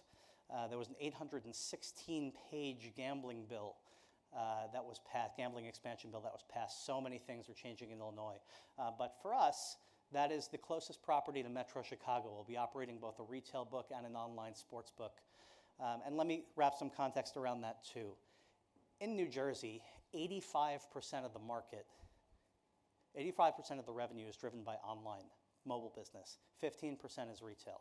But 75% of that retail business is driven through a single location in the Meadowlands, which is close to New York City. We have a very similar opportunity in what is roughly a $650 million market to own that retail opportunity in Illinois, in addition to the online opportunity that we're after. In August, we made a deal with a group called Penn National that gave us an additional 5 states. So that was Ohio, West Virginia, Indiana, Louisiana, and Missouri. And by the way, I mean, at the end of this or whatever it is, you guys can all ask me questions. I'm a human encyclopedia. I can tell you whatever's going on in every state, all the law, all the nuance. It's crazy. This is, if there's nothing else that I love, this is this. 15 years in the online gaming business, for better or for worse, in the United States. And now we're finally having our day. It's very, very exciting, really. All right, and as of August, we launched our retail book in Iowa, and now we're off and running. So let's talk about this a little bit. This is a serious growth story. A company that came from nothing. We should not have this opportunity in the USA, but it seems like most of the groups were asleep at the wheel. New Jersey was the first place that we got to operate, and we're against groups like MGM, like Caesars, like the Golden Nugget, DraftKings, FanDuel, William Hill, GVC, 888, Kindred, big companies, big companies. How did this happen? Why am I here? Why am I on this stage? I shouldn't be on this stage. But I am, and PointsBet is flying. Why? Because we focused. We do not have headwinds as a business in countries like the UK, where they're worried about stake cuts for the fixed odds betting terminals, or in Italy with ring fencing advertising market, or in Portugal, for example. Our success as a business is premised on our success in the United States. We have a business in Australia which is doing really well, and really doesn't need a whole lot more investment to continue to grow organically. But in the United States, we have this opportunity to tackle this massive market without any worries about what's happening elsewhere. So that takes our full focus, and we put it here, and that's been really the major differentiator. What's the saying? I think it's hard work beats talent when talent doesn't work hard, but we have a talented team, and we're working hard without these headwinds. It's a recipe for success. So I think we talked a little bit about points betting. What I didn't say is that from a product perspective, points betting is extremely interesting. So in the United States, we've been trained to play things like fantasy sports with daily fantasy sports over the past couple of years. Heavy stats-based culture. And really the huge selling point for daily fantasy sports is that it's a major engagement tool. And I had a daily fantasy sports company. I've been very close to this, helping build that industry. And points betting is really the creme de la creme for sports engagement. There is nothing better than this. I mean, this is what drew me to PointsBet in the first place. With daily fantasy sports, it is a skill game. At some point, you're going to lose, unless you're one of the 1% that wins a lot. And at some point during a daily fantasy sports match, you know that it's over for you. With points betting, it's the exact opposite. This is edge of your seat stuff until the end of the game. You have to wait until it's all over to see how much you've won or how much you've lost. From an engagement perspective, there is nothing better. But also, this allows, oh, my voice cracked, that was awesome. But also, it allows us to create the most markets of any bookmaker on earth for American sports. A 3-year-old company, and nobody creates more unique ways to bet on American sports than PointsBet. Let that sink in for a minute. Really interesting being a modern, flexible, scalable business in the biggest gambling economy in the world. So let's talk a little bit more about the United States, because it's nuanced. This is not, again, just somewhere that you can enter, get licensed in one central location, and be off and running. You have to make deals everywhere. Every state is different. Even the structures within the states are different. Let's look at, for example, a Rhode Island. Rhode Island's one of the smallest states in the country. Sure, we want to be in every state, but we can't get into Rhode Island because Rhode Island is controlled by the lottery. The lottery has a monopoly. They get to choose their vendor. They chose a group called IGT. IGT has a huge building in the middle of Providence, Rhode Island. It was always going to be IGT, right? You look at New Hampshire, they put out an RFP for sports betting, and they selected one group to basically, for the moment, run the same thing like Monopoly. Same in Delaware, same in Montana, same in Oregon. Some states you just can't touch. But for the states that you can touch, two things are happening. And we can use New Jersey as a great example and then Illinois as an example of something different. In New Jersey, when sports betting was legalized, it went full mobile. So if you tether to one of the land-based casinos or the racetracks, they can offer up to 3 sub-licenses. So every state's different. Again, Illinois has 1. Each land-based property in Illinois that has a license or is eligible for a license can partner with 1 group. In New Jersey, each group can partner with 3. In Colorado, for example, where there are 35-ish casinos, it's 1. In Indiana, it's 3. Every state's different. New Jersey is full mobile, meaning that when you launch, you can run online. You can acquire customers online, they can deposit remotely, and they can play remotely. They don't have to go to a property. It's the gold standard at the moment for regulation and for operation. Then you look at Illinois, very interesting market. What they've done is legalize sports betting, but they've legalized mobile with an 18-month sunset. And what do I mean by that? It means that for the first 18 months of operation, you actually have to go to the physical property in order to sign up for the privilege of using a mobile application to bet on sports. Does this sound crazy to you, having full open online gaming here in Australia, or online sports betting? The United States is a bit backwards, a bit old school, and you have to understand it because these are major, the casinos, the racetracks, they're major economic drivers in their region. They're very politically influential. But very slowly, we're seeing now all of this getting loosened up. So in Illinois, for us, for example, this is a great competitive advantage as we have the closest property to Metro Chicago. In Iowa, which is the same thing as Illinois, we're in a bit more of a remote location, so we're waiting for that thing to sunset. But this highlights the differences in the states. Each state is ring-fenced, so each state is a different opportunity. They have different tax rates. For example, in New Jersey, it's much lower than in Indiana. Excuse me, it's higher than in Indiana. In Colorado, it's a flat 10%. In Chicago, it can get up to 17.5%. It's all over the map. Right, so I guess to highlight here, the major opportunity for us, I mean, we've eclipsed over 5% market share in New Jersey from a standing start. No database, no pre-existing databases like some of our competitors have, no brand awareness to speak of, and we've still managed to make a dent in the market where most groups have under 1% market share. We think New Jersey is going to be the absolute hardest market that we enter. We came in 9th, we came in, like I said, with nothing behind us, as opposed to groups like a FanDuel or a DraftKings that had major databases built on the back of questionable legality with fantasy sports in many locations. So if you assume that those databases are heavily skewed towards the Northeast where these companies have their roots, which they are, we have an incredible opportunity throughout the rest of the country as we patch together more states where 95, 98% of the market is completely unspoken for. To highlight where we are today, in these 10 states, we're reaching 81 million people with an addressable revenue opportunity of $4.6 billion. If you just want to say this is as good as it's going to get for PointsBet, and we're going to get 5% market share in these states, we're talking about a $230 million gross revenue business in 10 states. I think it's very easy to do better than that, right? 10% is certainly not out of the question, and more is better. But I think this highlights the size of the opportunity in the USA. And again, this happens once. So some product stuff. Am I backing up on time? How are we doing? Keep them? Good. So some product stuff. I mean, this is a focus for us. We control our products, so we get to do all kinds of cool things. In the United States, we have cash out. This is all, I think, pretty straightforward for most of you folks in the audience. We have in-play, which does not exist here, so that's some upside for us. If Australia ever gets off its horse and decides it wants to have some in-play betting that's not over the phone, we'll be in a great position to launch that in the market. And we launched something called Pick 6, which is a free-to-play product in the United States. Darrell Revis is our brand ambassador for this. We like this because he's a cornerback. He makes interceptions, and it's a Pick 6. We're very clever. And this is a free-to-play tool that allows us to acquire customers in states where we cannot operate for real money yet. We have things here like booster odds. We just launched a new racing form.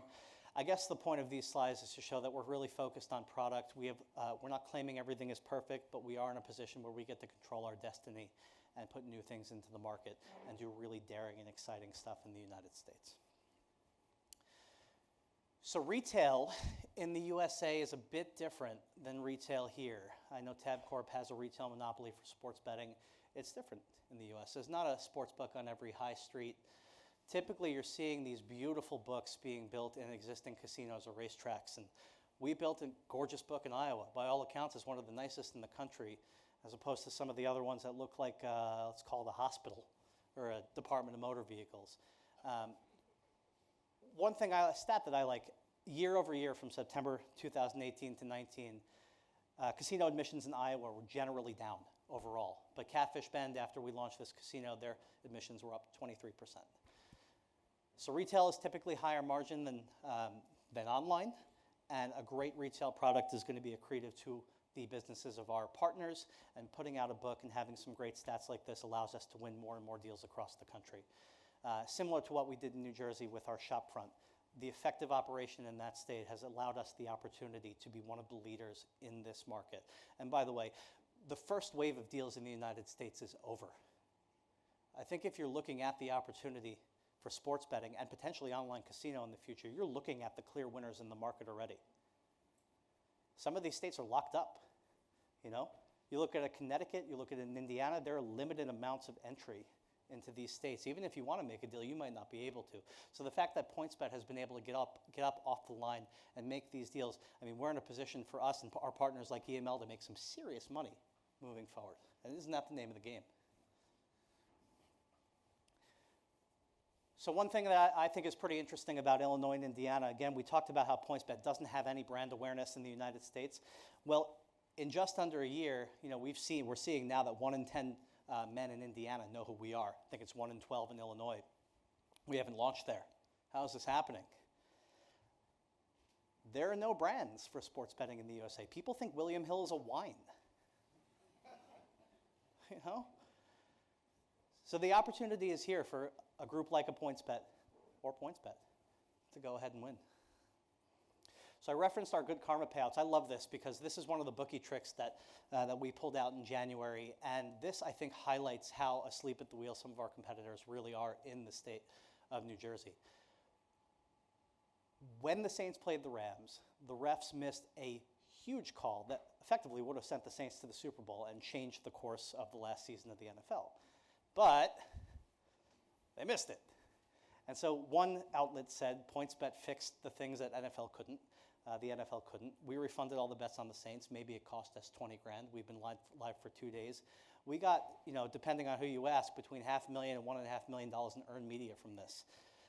I'll tell you that the people in New Orleans and Louisiana, they're waiting for PointsBet to come down. We have a lot of goodwill in that state. But this is something we use as a lever. We've been really effective at PR, which has been a differentiator for us in the market. When there are conversations that are lasting 72 hours, you know, we'll find a way to insert PointsBet into it. Zion Williamson, the prodigy from Duke, when he blew out a shoe in a game against North Carolina, we refunded Duke bettors. And guess what the media talked about for an entire week? This great sports book in the United States that refunded all the bets on Zion. Historically in the US, we're talking about bookies breaking your kneecaps. This is just not existing anymore. We're talking about a new age of bookmaking. And marketing we're using here, both in the United States and in Australia. Yep. And we like AI. So if anybody has watched him historically, you know that he had a step over with Tyronn Lue. He's never duplicated it. For us, he loves us. He'll do anything for us. And we've got him doing this in commercials, and it's a lot of fun. So how do we work with EML? Very simply, EML helps our customers fund their accounts. And we can't work without them. So as we grow throughout the United States, EML's been a great partner to us. We understand that they're continuing to invest in really exciting stuff. And we're very proud to be supporting their growth and vice versa in this new massive gambling market in the USA. And for those unfamiliar with why EML is so important, I suppose it's fair to mention, historically in the USA, gambling transactions have been coded a certain way so that most credit and debit cards are just fully declined. This is where EML comes in. It's basically a rescue mission for credit cards. So when a customer gets declined, we'll push them to say, hey, you guys want to sign up for an EML card? It's pretty cool. It's branded PointsBet. We'll send it to you. You can get money on, money off. And that works 100% of the time. Very straightforward flow. Very exciting, isn't it? Yeah. That's it. Thanks, guys. Appreciate it. If anybody has any questions about the United States, I'm happy to take them now or later. You tell me. Cool. Sure, I think I'd have to come back to you on the exact numbers, but what I can say is EML is a very strong partner for us because there is no other solution that rescues credit card declines. So if the traditional customer is going to try with their credit card first and invariably get declined, which is basically what happens, upwards of 60% of the time, that's when EML comes in and rescues it. Yeah. Anything else? Cool. Thanks, guys. Appreciate it. Great. Thanks, buddy. Appreciate that. It was awesome. Yep. Thank you, Seth. That was awesome. My absolute pleasure to introduce our next speaker, Clayton Howes from MoneyMe. Thanks, buddy. Appreciate it.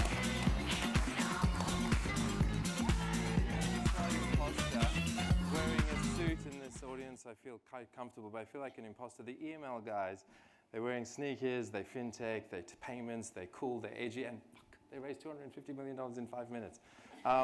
Well, okay, I'm not quite sure why I'm here against the superstars, but I know what we are about. We're about the commonality, about reducing the barriers that have traditionally been with the businesses that we all know, banks and the larger incumbents. Our business model is largely here to satisfy this changing consumer behavior. Digital, that we've all seen and embraced in our own ways. We're all a millennial generation. We built and read screen and internet technology. That was us. Whilst we didn't build a harbor bridge, that's okay. We built the internet. So I think in the next 50 years, we can say, well, forget the harbor bridge, we built the internet. That's good. Now, I think maybe in the next 50 years after that, hopefully they say, well, we built MoneyMe in the same light as the harbor bridge. But here's what's the reality for us. We've got a changing consumer behavior. We've got stacks of data. We've got artificial intelligence. We've got blockchain. We've got so much noise going on. It's like, what do you pick? What do you pick as a stock? What do you pick as a proposition? How fickle are customers between transitioning from one app to the other? We've got to solve for it all. And in Australia, we've got a small population. We might not be as fragmented as the US, but we're certainly complex from the point of engagement with a customer that's digitally capable of finding anything. True, authentic digital players was hopefully what you'll get out of this. But there were barriers, and being here at the EML conference is an incredible opportunity for us to showcase a bit about MoneyMe.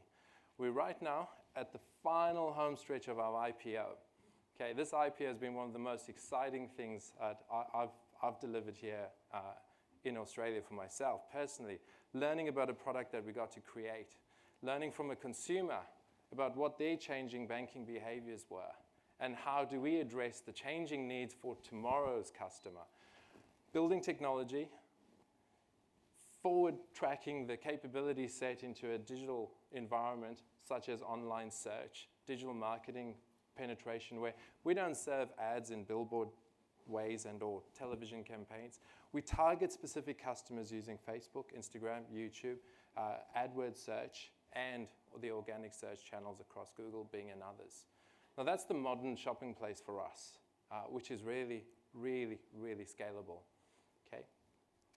Now it's easy to lend money, okay, but to decision in 5 minutes flat, you'll get to see why this digital era is becoming really, really an advantage point for us.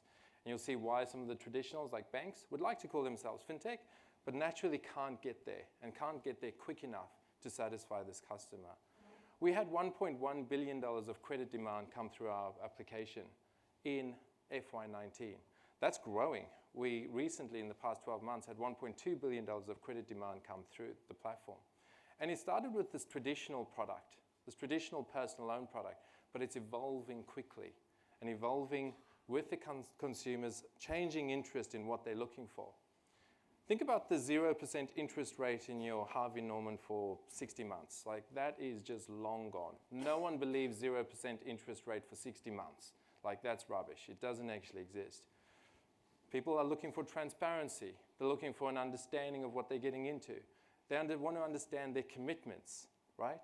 We've got the major 4 banks have been doing an incredibly good job of building savings accounts relationship with our customers.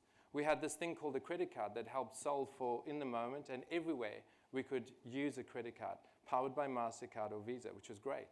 Latitude and the others had the in-store merchant finance that was available for customers to buy the goods in store. That was all clever.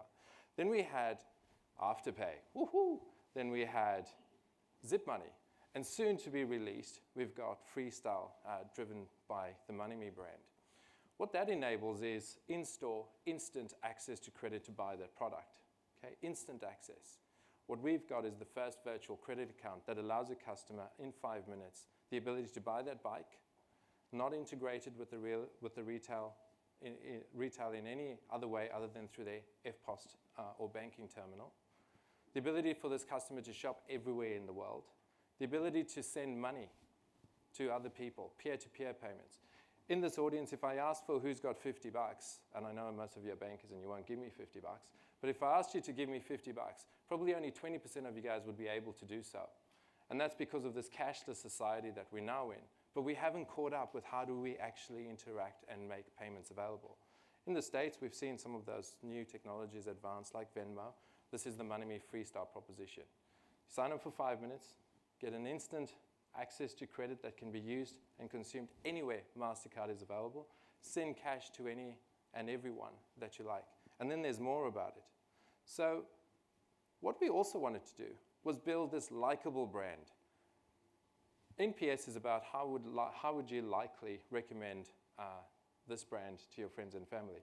Banks have a -15 to -21. If there isn't such a thing like a negative promoter score, it exists. It's -15. Afterpay 63, that's outstanding. Anyone that's above 70 is considered outrageously excellent, okay? Our net promoter score is 75, and it's the simple stuff. We say that it's 5 minutes, it's 4.5. We say that we're going to tell you everything before you commit to getting your $10,000. We tell you over and over in the language that you understand, and there's just no surprise. And thereafter, automation works for this customer. It's completely frictionless. Direct debits are frictionless, they make sense. Artificial intelligence finds out when's the right time for you that you've got money in your bank to pay us, as opposed to some arbitrary way of getting the customer to satisfy the repayment objectives. And then Google, like we can't game this. Like people will go and tell us what they think about us on Google.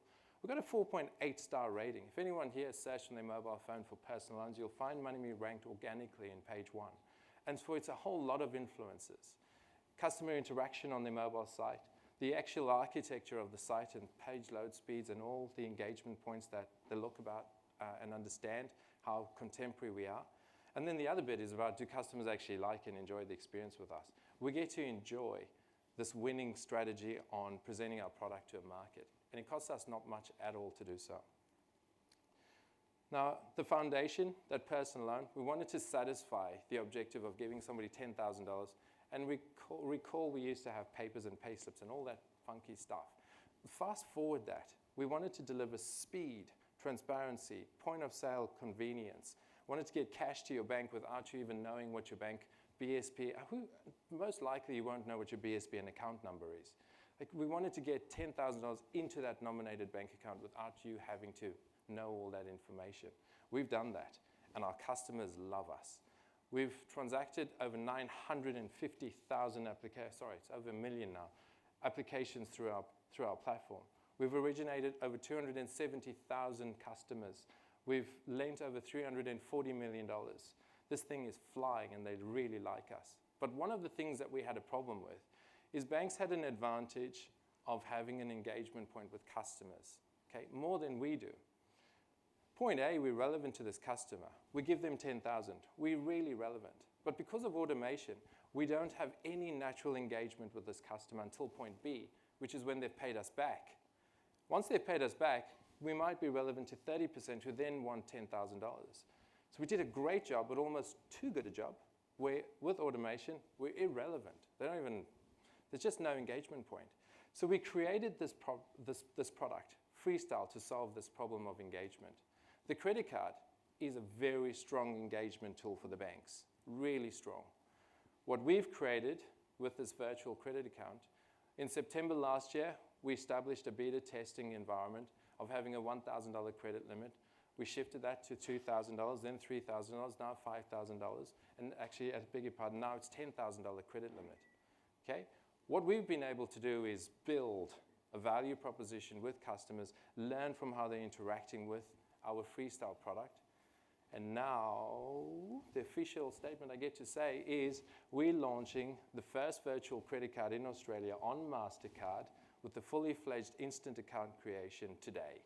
So at EML conference, we get to, in the end point of our roadshow presentation, I get to say that this is not just the credit card, but it's the contemporary generation now replacement to a credit card. This Freestyle virtual credit account that's powered by EML, because of the MasterCard engagement, the network for us to transact not just here in Australia, but globally. The same replication in the US is what's on our agenda, and we get to describe that to you guys first. We tested it, but we didn't test it on 500 customers or 1,000. There's more than 17,000 customers on this platform already. There's more than $50 million being transacted already, and they're now using MasterCard, tap and pay enabled, to drive any single purchase that they want. But it doesn't just stop there, right? There's the instant creation. It's kind of cool. It's kind of funky. It goes straight to your Apple Wallet the way you think it should.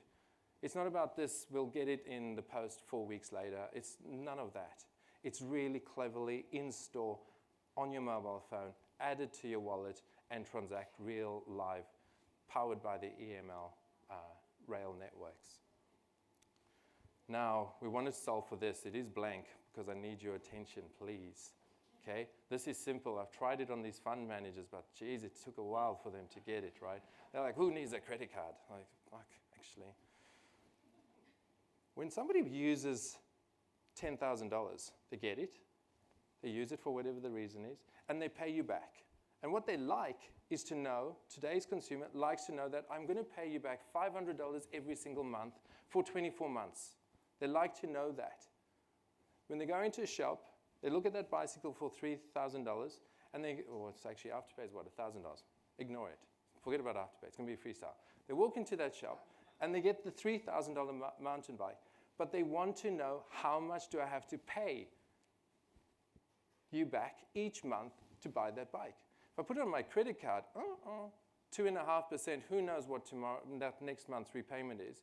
And what day is that repayment? Like, who knows? It's the day you walk through an airport and sign some piece of paper and you got some piece of plastic later. It's got no bearing on society's today's want for transparency and information. This is how it works. It's so simple. You use your MasterCard, you buy that mountain bike, we structure a repayment for you in store right away using your virtual credit account, your MasterCard, like a credit card, in store, bam. It tells you you're going to be paying $175 on the date that we've understood to be the transaction date that you like.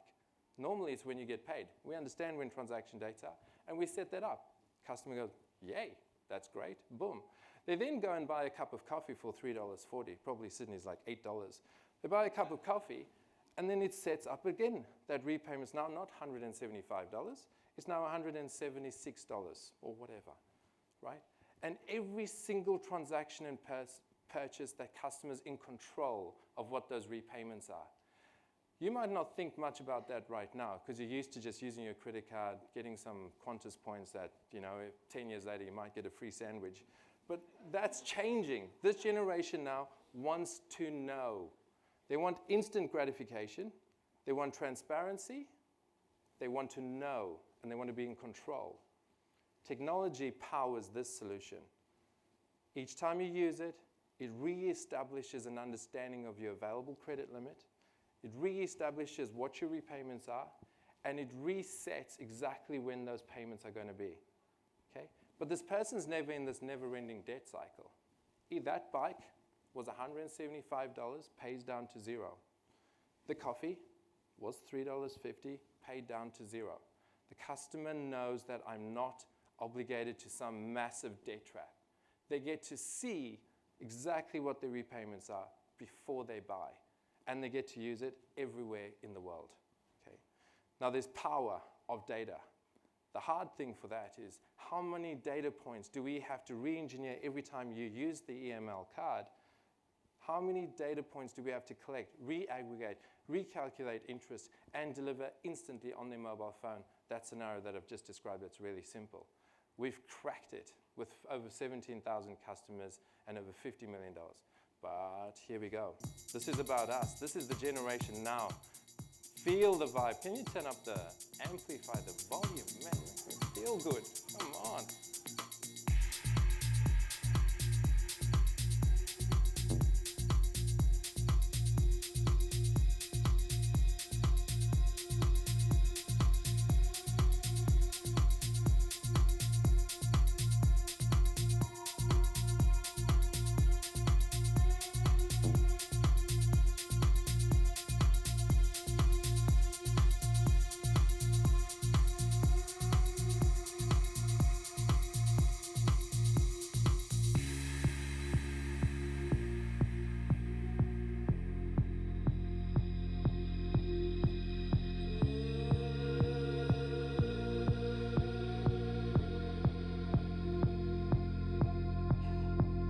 Got ready for the night in. She's heading for the lights, but she sees the vision going. Cupping line after line. See how she looks like trouble. See how she dances and she sips the Coca-Cola. She can't tell the difference. EMLCon must be one of the hottest conferences going on right now. Must be. The launch of a soon-to-be Australia's fintech darling IPOing in the matter of a few weeks. The book closes on Thursday. The book is covered, and I'm not going to go to jail for saying that because it's actually really properly covered. We get to launch our freestyle product to not just you, but in a few days' time, it goes right across the Australian market. Almost every single set of eyeballs in Australia in the next 18 months will know this freestyle product. We will reach every relevant millennial that is looking for the contemporary version of what was the credit card that we used to know was helpful to our everyday lives. Okay? Now this diversification in the book's important. Okay? It's not just this nearly employed customer. It's the full spectrum. 40% are under the age of 30, right? But 30% are older than 40. It's this full spectrum replacement credit card strategy. And we've seen that come through the platform incredibly powerful. They're looking for digital solutions, on mobile execution, transparency and convenience. It's not just for the 25-year-old nearly employed customer. The expands proposition for us across the full geography sector, slightly skewed to New South Wales. That's because when we launch a digital channel strategy, we first test it in the Sydney markets, and then we expand it across the board. Okay? No sector concentration spread. The banks and the debt guys that are now not competing with us, but they're actually helping support us. They're funding debt capital for us to lend to people more than they would otherwise want to lend themselves, because we can do it cheaper and we can do it more efficiently using strong data points. Okay? Now this decisioning thing that I said in 5 minutes, sure, if we lend to everyone some money, it will take 5 minutes flat, but you won't get it back. But this cleverness happens. Somebody fills out some information on their mobile phone. We do a fraud analysis around that information. We test IP address, naming conventions. Then we test the first largest bureau, Equifax, then in most cases, Ilion. Then there's this new data. New data, comprehensive credit reporting that came in November 2018. It's more important now that everyone who's got a credit card pays it on time. You don't know this, but now it is so important that every single Australian pays their credit card amount on time. Don't wait for the Amex guy to call you, it's too late. What you've got to do is you've got to pay it on time, because the banks are now obligated to provide that data directly into the central repository of information that says you've missed a payment on your credit profile. And that missed payment stays for 24 months. It won't impact on your credit score, but the new order of information that businesses like ours are able to consume looks for, have you missed a payment objective on any personal loan or credit card? This modern consumer is unaware of that, and we're going to drive this engagement and agenda for them to realize there's now positive credit reporting, and businesses like ours are using more data to determine your risk.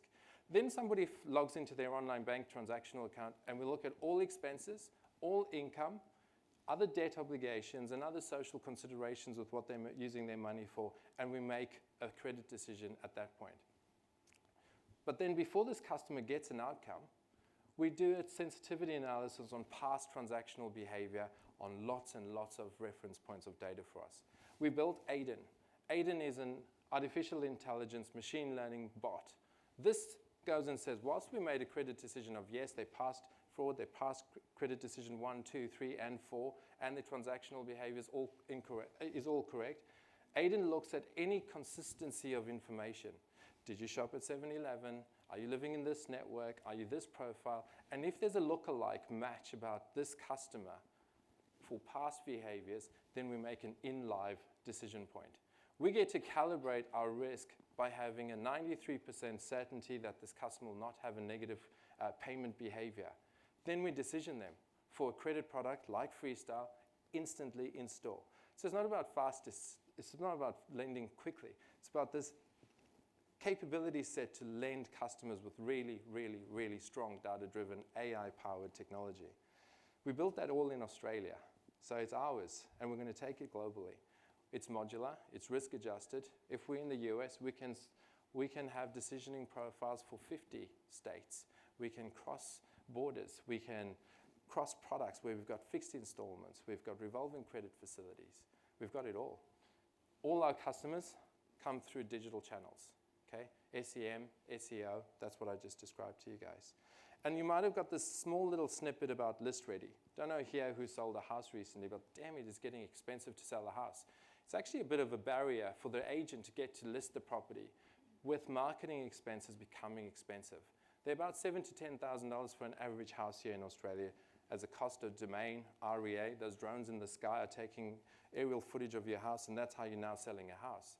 The barrier for the agent is spending the $10,000. They need customers to spend $10,000. Our network now has the capability and product in the real estate agents to provide finance to that vendor to sell the house using a $10,000 credit facility. Powered by MoneyMe, powered by EML, we now have 700 real estate agents signed up. We launched this 12 weeks ago.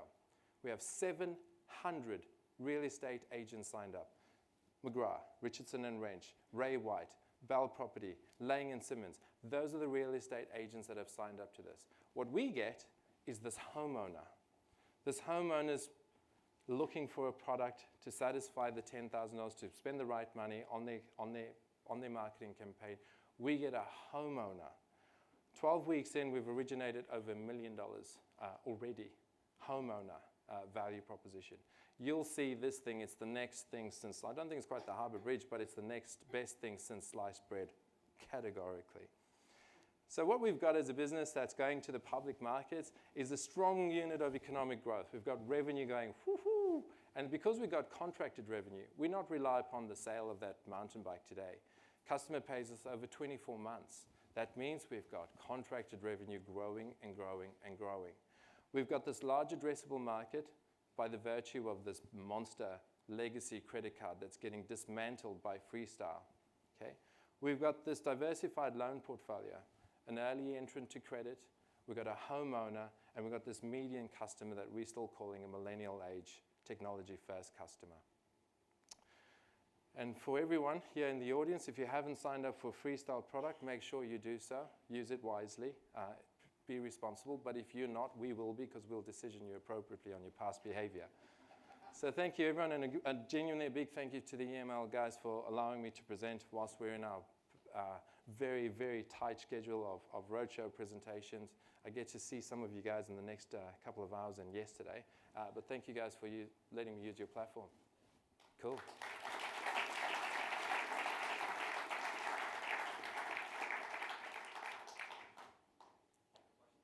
Happy for a question.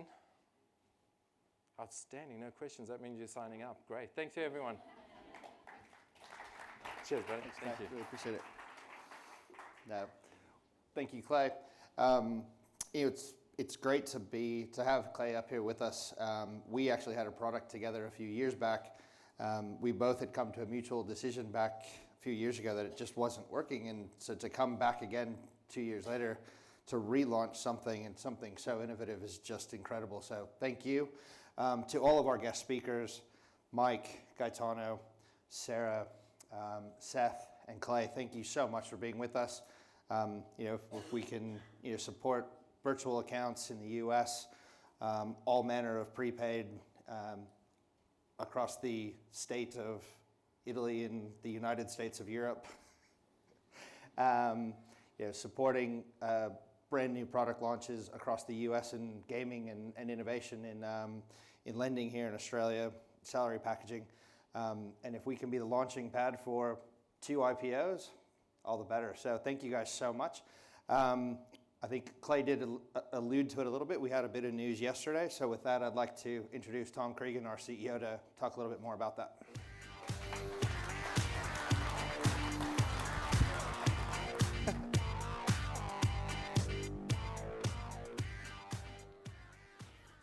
Well, the notes.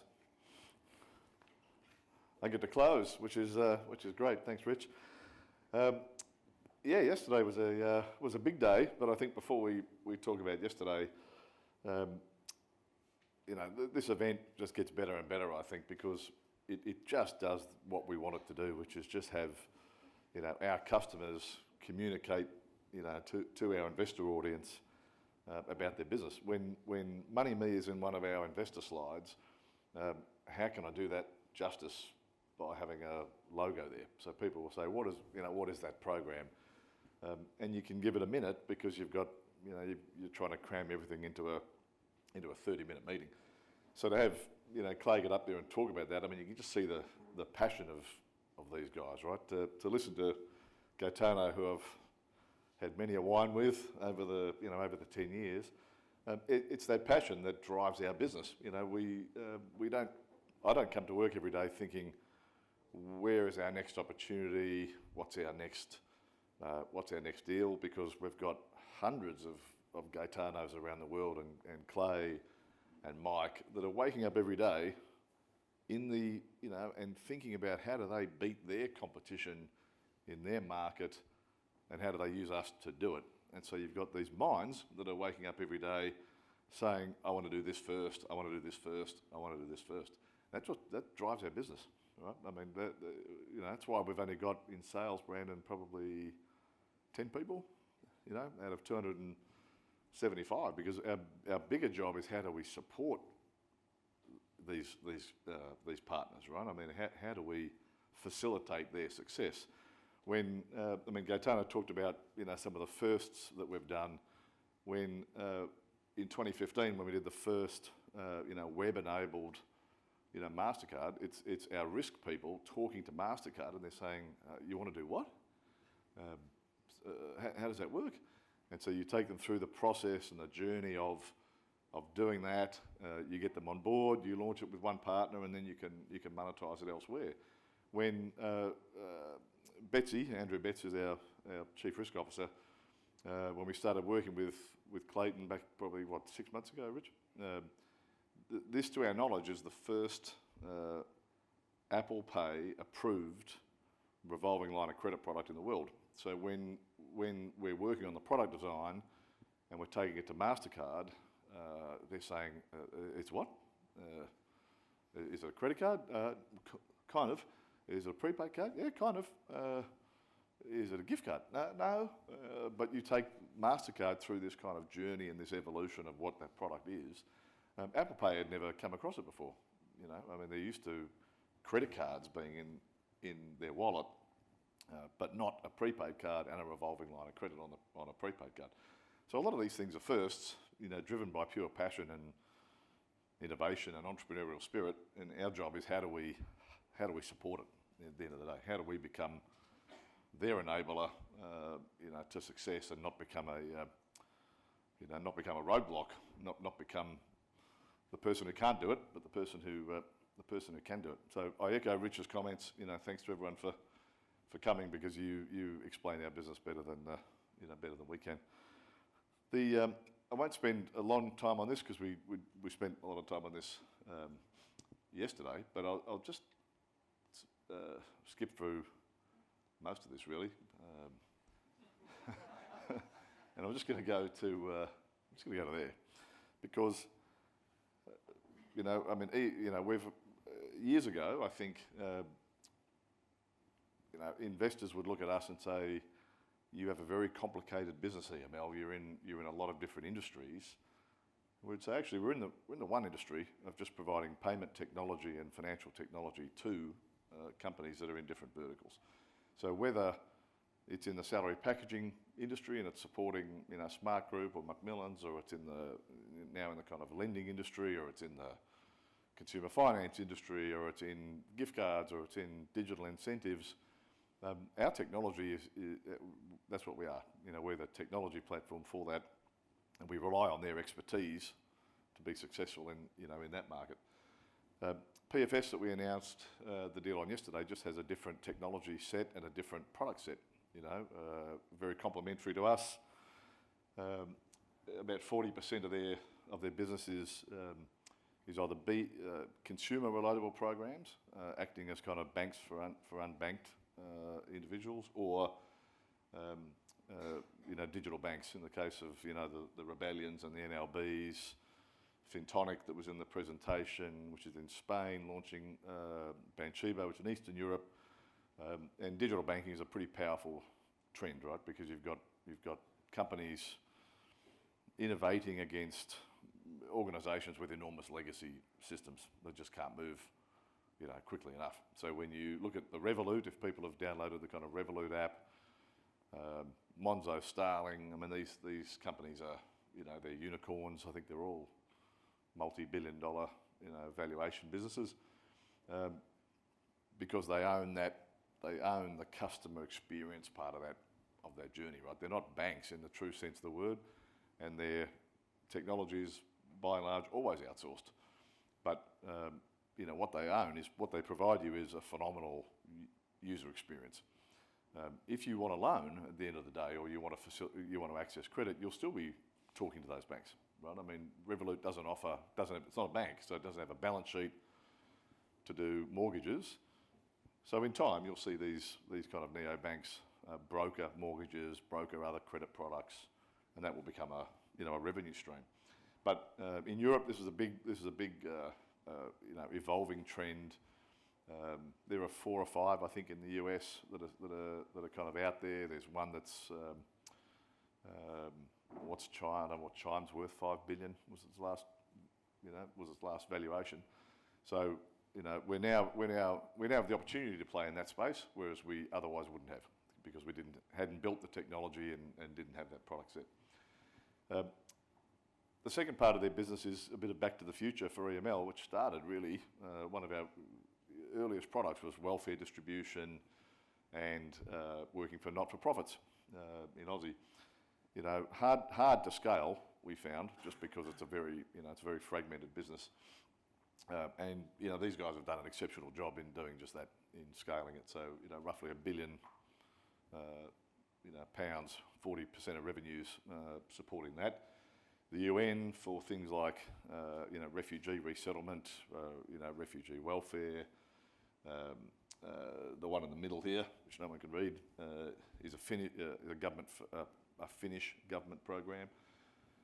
HM government is local council, so it's payments of support, one way, shape or form, to residents of the UK through their local government. And Carer Card,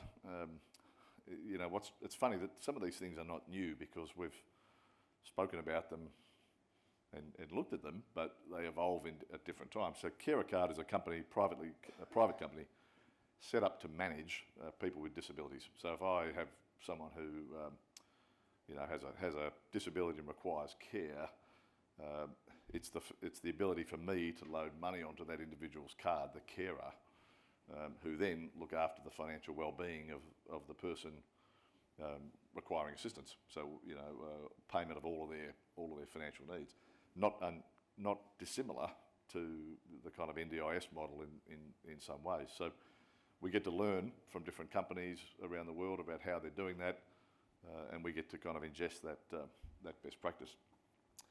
And then the third one over there is multi-currency travel cards, which again we hadn't built. It just wasn't part of our portfolio. So for those people that have a Qantas or a Virgin card, which would be everyone here almost, and you flip it, that's your travel card, right? If you activate it. We never built it in Aussie because there were a dozen of them. So and you think about where, if I want to buy one of these things, where do I go? So if you're travelling overseas, you would probably go to the post office to get a passport photo done. The post office sells a travel card. Or I buy one through the travel agent, and the travel agent would do it too. So TravelX has one, and the bunch of the other travel agents. Or I go to the bank because I'm looking for hard currency, and the banks have one too. So we never bothered to build it because we thought, well, we'd be number 13 in a market, and number 13 can't make money. So that just wasn't part of what we were interested in doing. But these guys had built it. So now it provides an opportunity for us to look at these products in not only as they sell more through Europe, but also through our other markets.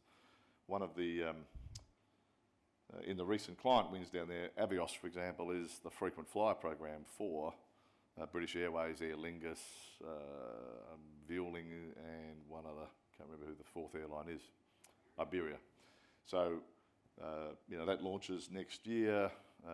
If you went on the Avios website, they would tell you how many participants they've got in that loyalty scheme. But that is just not something EML would have had the technology to bid for, but PFS did. I talked about this yesterday. There was a question on the tenure of the guy. So the founder Noel and Lee, who's been there for 10 years. So Noel will be there for a year as CEO, and Lee is there for 3.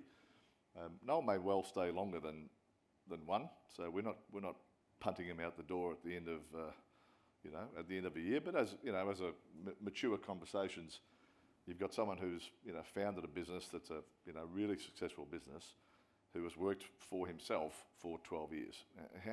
You don't necessarily just transition to work for someone again automatically.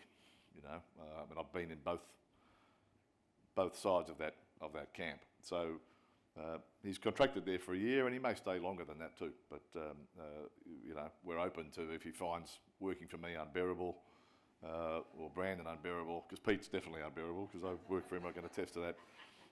If he finds us all unbearable, then at the end of the year, he'll probably move. And Lee will be there for a bit longer. Getting to, that really. And as well as talking about the acquisition, I think one of the things you can see at EMLCon is the network effects and the kind of interconnectedness of all these customers and all these partners. So as as we start building this product for Clayton that is now live, we haven't been sitting around doing that. So we're already in discussions with how we facilitate that in the US, right? We're already talking about how we facilitate that in the UK. And as our partners grow, we grow. That's the beauty of a B2B model, where we're not at the customer front facing part of that business, right? But we've got people who really know that business well. And what these guys do, we can then bring to other markets as well. So, I mean, your comment about Europe, Gaetano was perfect, because yes, you've got a single payments network. Yes, you've got uniform laws with, payments directive and money laundering directives and so forth. But the cultural differences are huge, right? So we look to work with our partners in those, in those different markets. So there are things that PFS are doing, but you can't be in every country servicing every need at once. But you can when you use partners that are already in that market and relationships you already have to kind of speed up your flywheel and kind of get revenue accelerating quicker than you could do it if you tried to do everything yourself. In this case, you know, it certainly it gives us scale as an organisation. It just broadens that product suite to include digital banking and B2C, GPR and others, and multi-currency. It gives us more leverage, obviously, because you know, better kind of negotiating rates with the schemes and kind of input costs. And so for us, you know, it's a very complementary fit. The vans piece, I was listening to Mike chat, and you know, obviously we do that in the US. It's a big growing part of our business in a GDV sense, and there are companies that do a lot of cross-border vans, right, which we don't do, because it's an area of opportunity for us now to work with partners to look at that.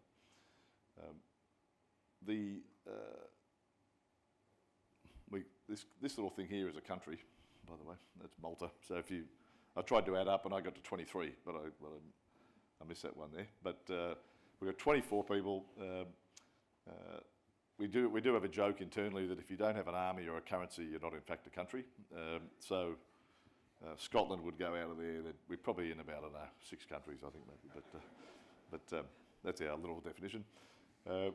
But you know, in a revenue sense and a mixed sense, you know, Europe obviously becomes a big part of our business. It's, you know, 60-odd% of revenues, and in an exciting market.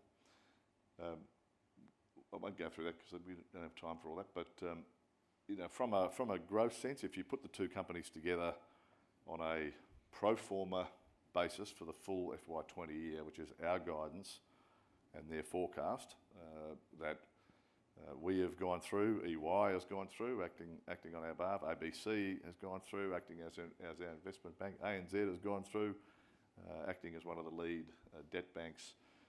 We can't all get it wrong, so I take comfort in numbers, and you know, it's a business that would have minus transaction costs, GDV of more than $18 billion, and that's a pretty sizable, you know, prepaid business in the scheme of companies like us around the world. You know, revenue would be north of 200 mil. The gross margins, the growth rates are very similar. The EBITDA margins are very similar, and our EBITDA would be somewhere in the 65 million range for that year. So whilst we haven't provided guidance beyond that, the market will come to grips with what growth rates they impute, you know, onto these numbers when it comes to looking at FY21, and my job will be to talk those down in all cases so we can beat them. But it certainly gives us scale, and the numbers are great, right? I mean, business gets bigger, you know, that's all good. But what it allows us to do is invest. So that, you know, as the company gets bigger, last year we invested, I think, 5 million more in headcount cost to bring in, you know, skilled people and with expertise that, you know, that we needed, and that have really helped with this transaction. You're always investing in technology. You're always investing in product.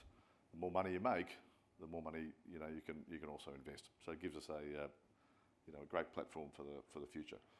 I won't go into it closed yesterday, so everyone who's a shareholder will get their rights, but it was pretty well supported, and it just gives us a great position. If I'm a salesperson now at EML, I look at gift solutions. You know, I can sell physical gift card solutions in the mall space. I can sell them in the incentive space. I can do digital gifting in both of those environments as well. I can do gaming. I can do salary packaging. I can do digital banking. I can do FX. That's a broad remit of opportunities, right, for salespeople to look at. Our job here really is to, as Peter said, don't screw it up. So let them do what they're good at doing. So what we will do is integrate that business as we've done elsewhere. We'll let them continue to grow as they are, And post-close, which is probably roughly, could be 90 days or more, just subject to regulatory approval, we'll get the sales teams, in fact, I think Rich is there in December, the sales teams working on, well, how do we start cross-selling, some of these products, because cross-sell is not in the business case at all. I mean, we just took it out because it's an unknown quantity. Synergy savings and those things are a known quantity. Growth rates and business performance are a known quantity, but cross-sell and upsell aren't. So we'll work through that in the course of the next 6 months, and that'll be in our numbers for next year at some point. So that's probably all I'll say on that transaction. But just in closing, and then I can kind of answer any questions on that. Again, I'll just echo Rich's comments and thanks to our guests who attend. I mean, these guys are CEOs of their businesses. They've got other things to do. They come from around the world to talk about us and our business, which they're not doing for, they're not paid performers. They're not, we're not paying them to come out and talk on our behalf. So we really appreciate their time. We really appreciate all of your time as well for taking the morning off. And hopefully it's informative, and you can learn not only about EML but some different segments and how our customers are performing. I want Rich to stand up for a second, if you can, Rich. And where are you, Mel Saunders? You're not going to want to get out from the back here. Where are you? She's having a coffee. She's probably passed out. You're up on stage, Mel. Rich, up you.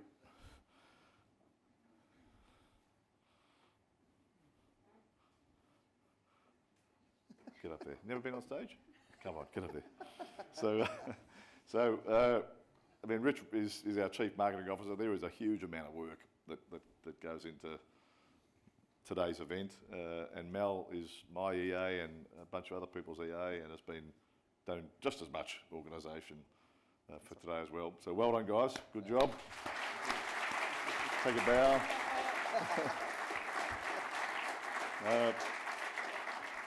The guys from Prodigy, phenomenal. If people don't use them as your agency, well, you should, because they're bloody rippers. Great fellas. They come around the world. I mean, Wade, I don't know how many trips, how many offices have you been now? You've been to all of our offices multiple times. I mean, get up here. Yeah. So when we partnered with him, 3 years ago? 2 years ago. And where's Matt? Where is he? Where's he hiding somewhere? And Wade has been to our offices. He's spent time in the offices. He spends time with the people. He interviews everyone. It isn't just guff. Let's do a nice presentation, because he actually understands what we do, and they're bloody phenomenal to work with. So thanks, Tom. Well played, mate. Thank you very much. Because without this. Without you guys, it doesn't come off. So it's a bit hard for us to do that. It's great to be part of the business. And so thank you all. And with that, sorry? Pleasure. It's great to be part of this. It's great to be part. And with that, I'll bring the morning to a close. Thanks, everyone.